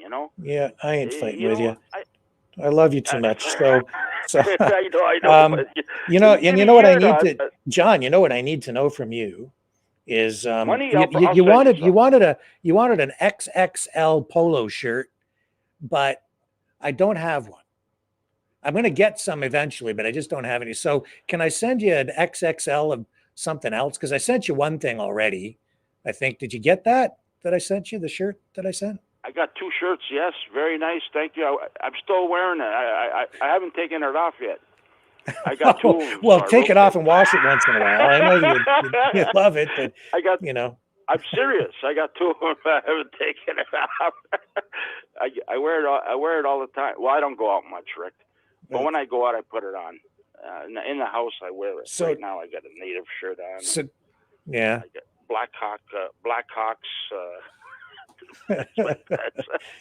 But when I go out, which is, Yeah. I don't go out very long. So do you want me to send you something else? Because I know you wanted a polo shirt, but I just don't have. So you want me to send you something else? Oh, like the golf shirt? Yeah, I don't have one in a double XL right now. It could be, weeks before I get more of those. Well, no rush. Okay. No. The reason why I like that one is I can wear it to work, to the office.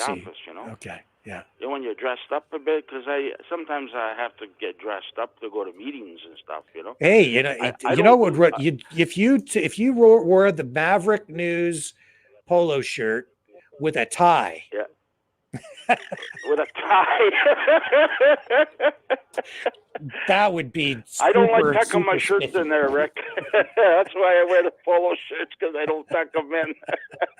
And I don't wear ties. I don't wear ties. I go to weddings. I go to funerals. I go anywhere.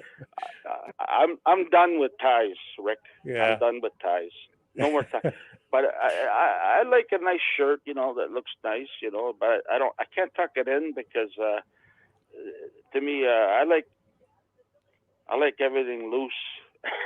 but well, everybody hates me because I don't do Zoom meetings. I said, I'm sorry, I don't do Zoom. So I talk on the phone. If you want to talk, we talk on the phone. We have a party on the phone. Okay. Well, then you can't see the thing. I says, I don't care. I don't do Zoom, man. Well, on the nights when we do the video conference stuff, you can still click on the link, and you just don't activate your camera. Just use the audio only if you want to remain visually anonymous. Well, I don't care about. Next time I should use my cell phone camera. That's the only camera I have, because my computer is all taped up. My iPad is all taped up. The speaker and even the speaker's taped up. They're listening, Rick. Yeah. I got nothing to hide, but they're listening. I have a piece of tape over some of my laptops because I sometimes will walk around in the house in my underwear, and I'm like, what if somebody's spying on me? Hey, they could see me in my underwear. I was a Zoom. I was watching the Business Channel. It was like a Zoom conference going on there, and I'm watching it on TV, and somebody walks around, her husband or something, with underwear behind it in the house there. Oh yeah. That's the thing about it. It's funny, Zoom, but yeah, I don't know. They don't like me because I don't do Zoom. So I tell them, I'm not. If you got any questions, just email them to me and I'll answer them. Okay? I don't have to be there. I don't go. But if you go to a meeting, I'm there. Most now they all have meetings now. So the Zoom is all. This is when the COVID stuff was happening, but now. But some people still want to have Zoom meetings right now, and I go, what for? Let's just get together and. Well, that person lives too far. Okay, well, he can be on Zoom, and we can go to the meeting. Yes, there you go.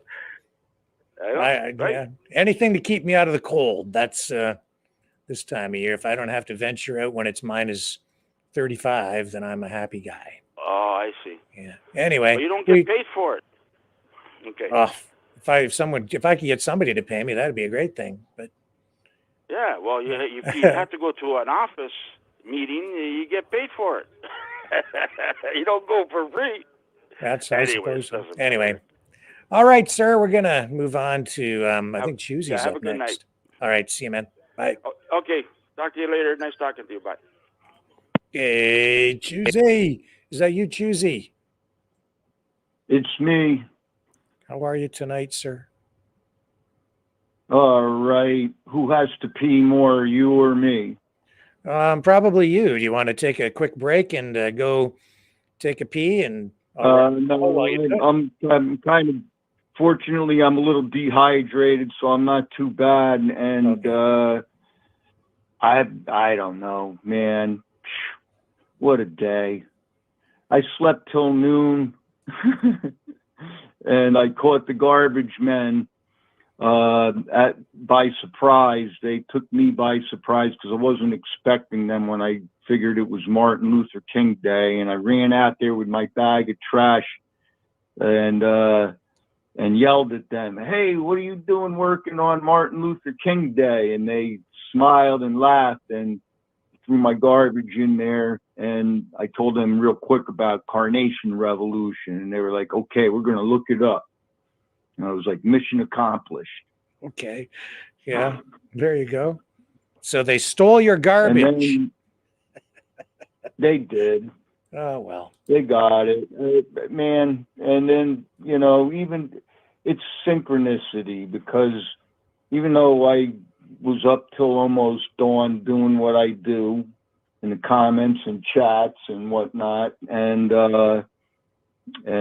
anticipating putting the garbage out at daylight, I ended up like presiding over the New York City Palestinian protest chat and like kind of controlling the temperature of the whole thing from afar in the chat.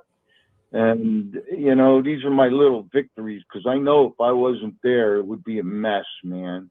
And I don't even know if it's going to make a difference, but I know that it's got to be doing something. And anyway, listening to John, and it's so sad that people don't understand that the Jesuits aren't a religion. And I don't know what I have to do to explain that better, but I really wish I could do it. And I suspect John's probably out having a cigarette now. He's not going to hear me explain anyway. But the concept of induction and being inducted into a criminal organization by invitation only, they're like, "Hey, you, we want you." Like it's kind of like getting drafted, I suppose. That's not a religion.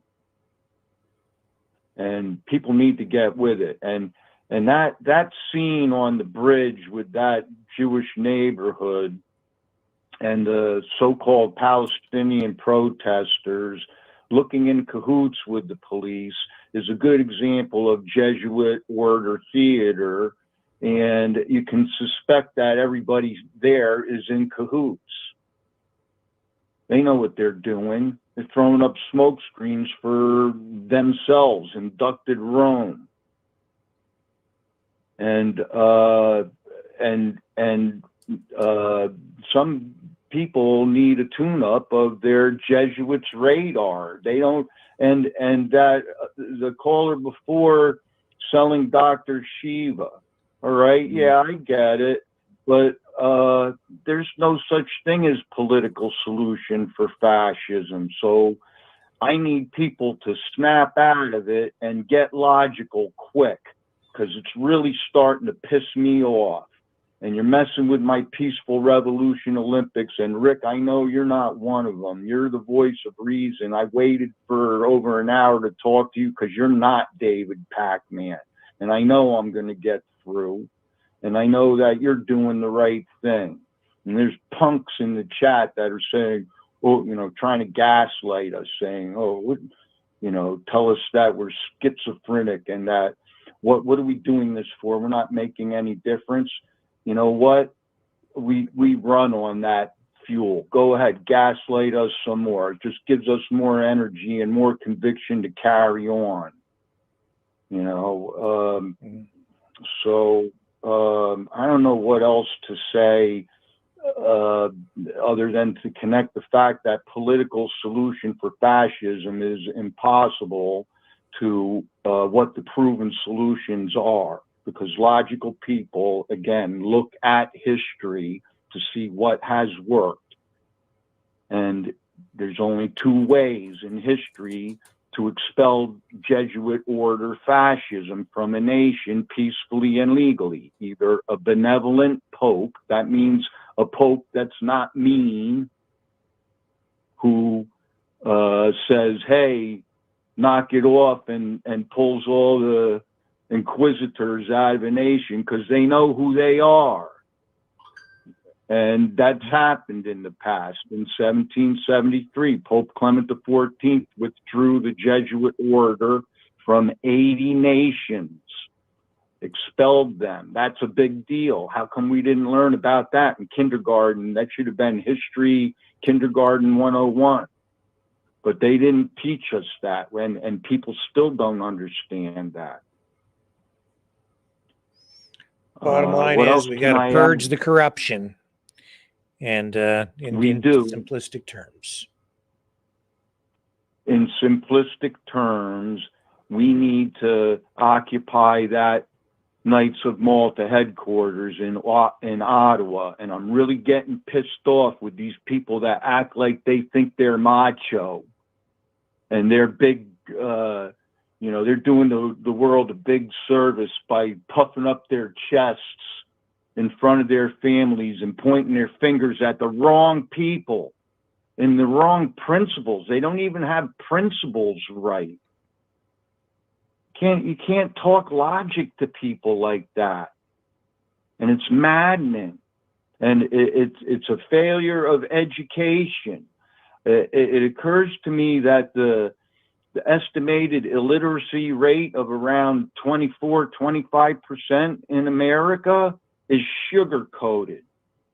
People are DAF, and that's why they don't GAF, as John was saying. They don't GAF because they're DAF. They're dumb, and they're so busy talking that they don't listen or read. And so it's up to us, the real aggressive educators, to pick up the slack. And we need to do that because everything is at stake by the all or nothing rule. All right. Well, and it is really true. Close. The average reading level is only grade 6 out there. It's horrible. And people, they don't understand logic. We need to get back to the basics like Sesame Street with people. I don't know if it's what they put in the chemtrails or if there's some other kind of vitamin deficiency going on, but people are just getting dumber and dumber, even though there's a portion of us where, yes, the collective consciousness is rising. Now, here's the other thing. We don't need everybody to understand what's going along, what's going to happen. We just need the people who understand what the solution is going to look like to act on it. And to keep the communication going, because without us, we're done. It's finished. And it's going downhill rapidly. They want it that way. And that is kind of where we're going to have to leave it off tonight, because we're at the end of the line. It's time to bring the show to a close. So I'll just throw it over to you, Chusey, for a final thought as we wrap things up.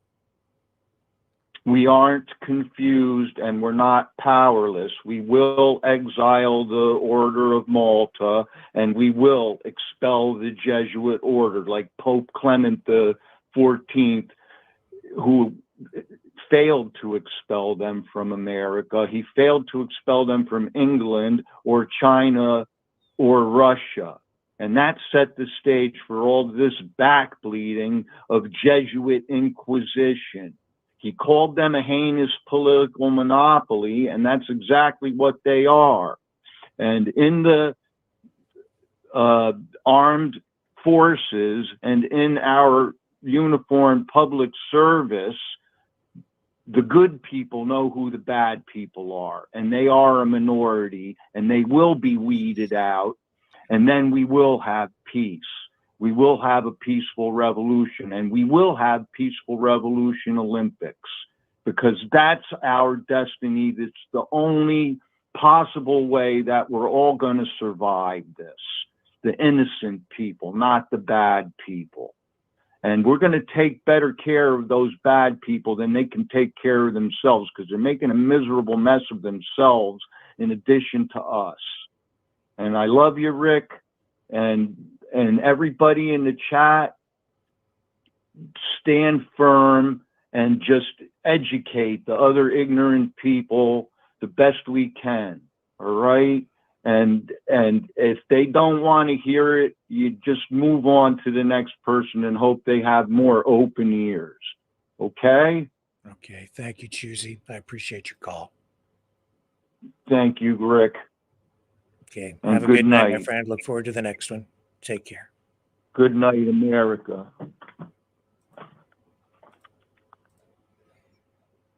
And folks, that is going to do it for me tonight, too. On this 15th day of January 2024, a pivotal point in history, I think.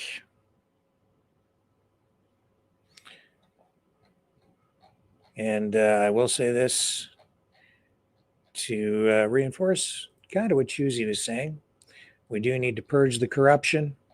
And tonight, as much as ever, we need to pray for peace. Love all you guys. I'll be back tomorrow night, 6 p.m. Eastern Standard Time, on the flip side.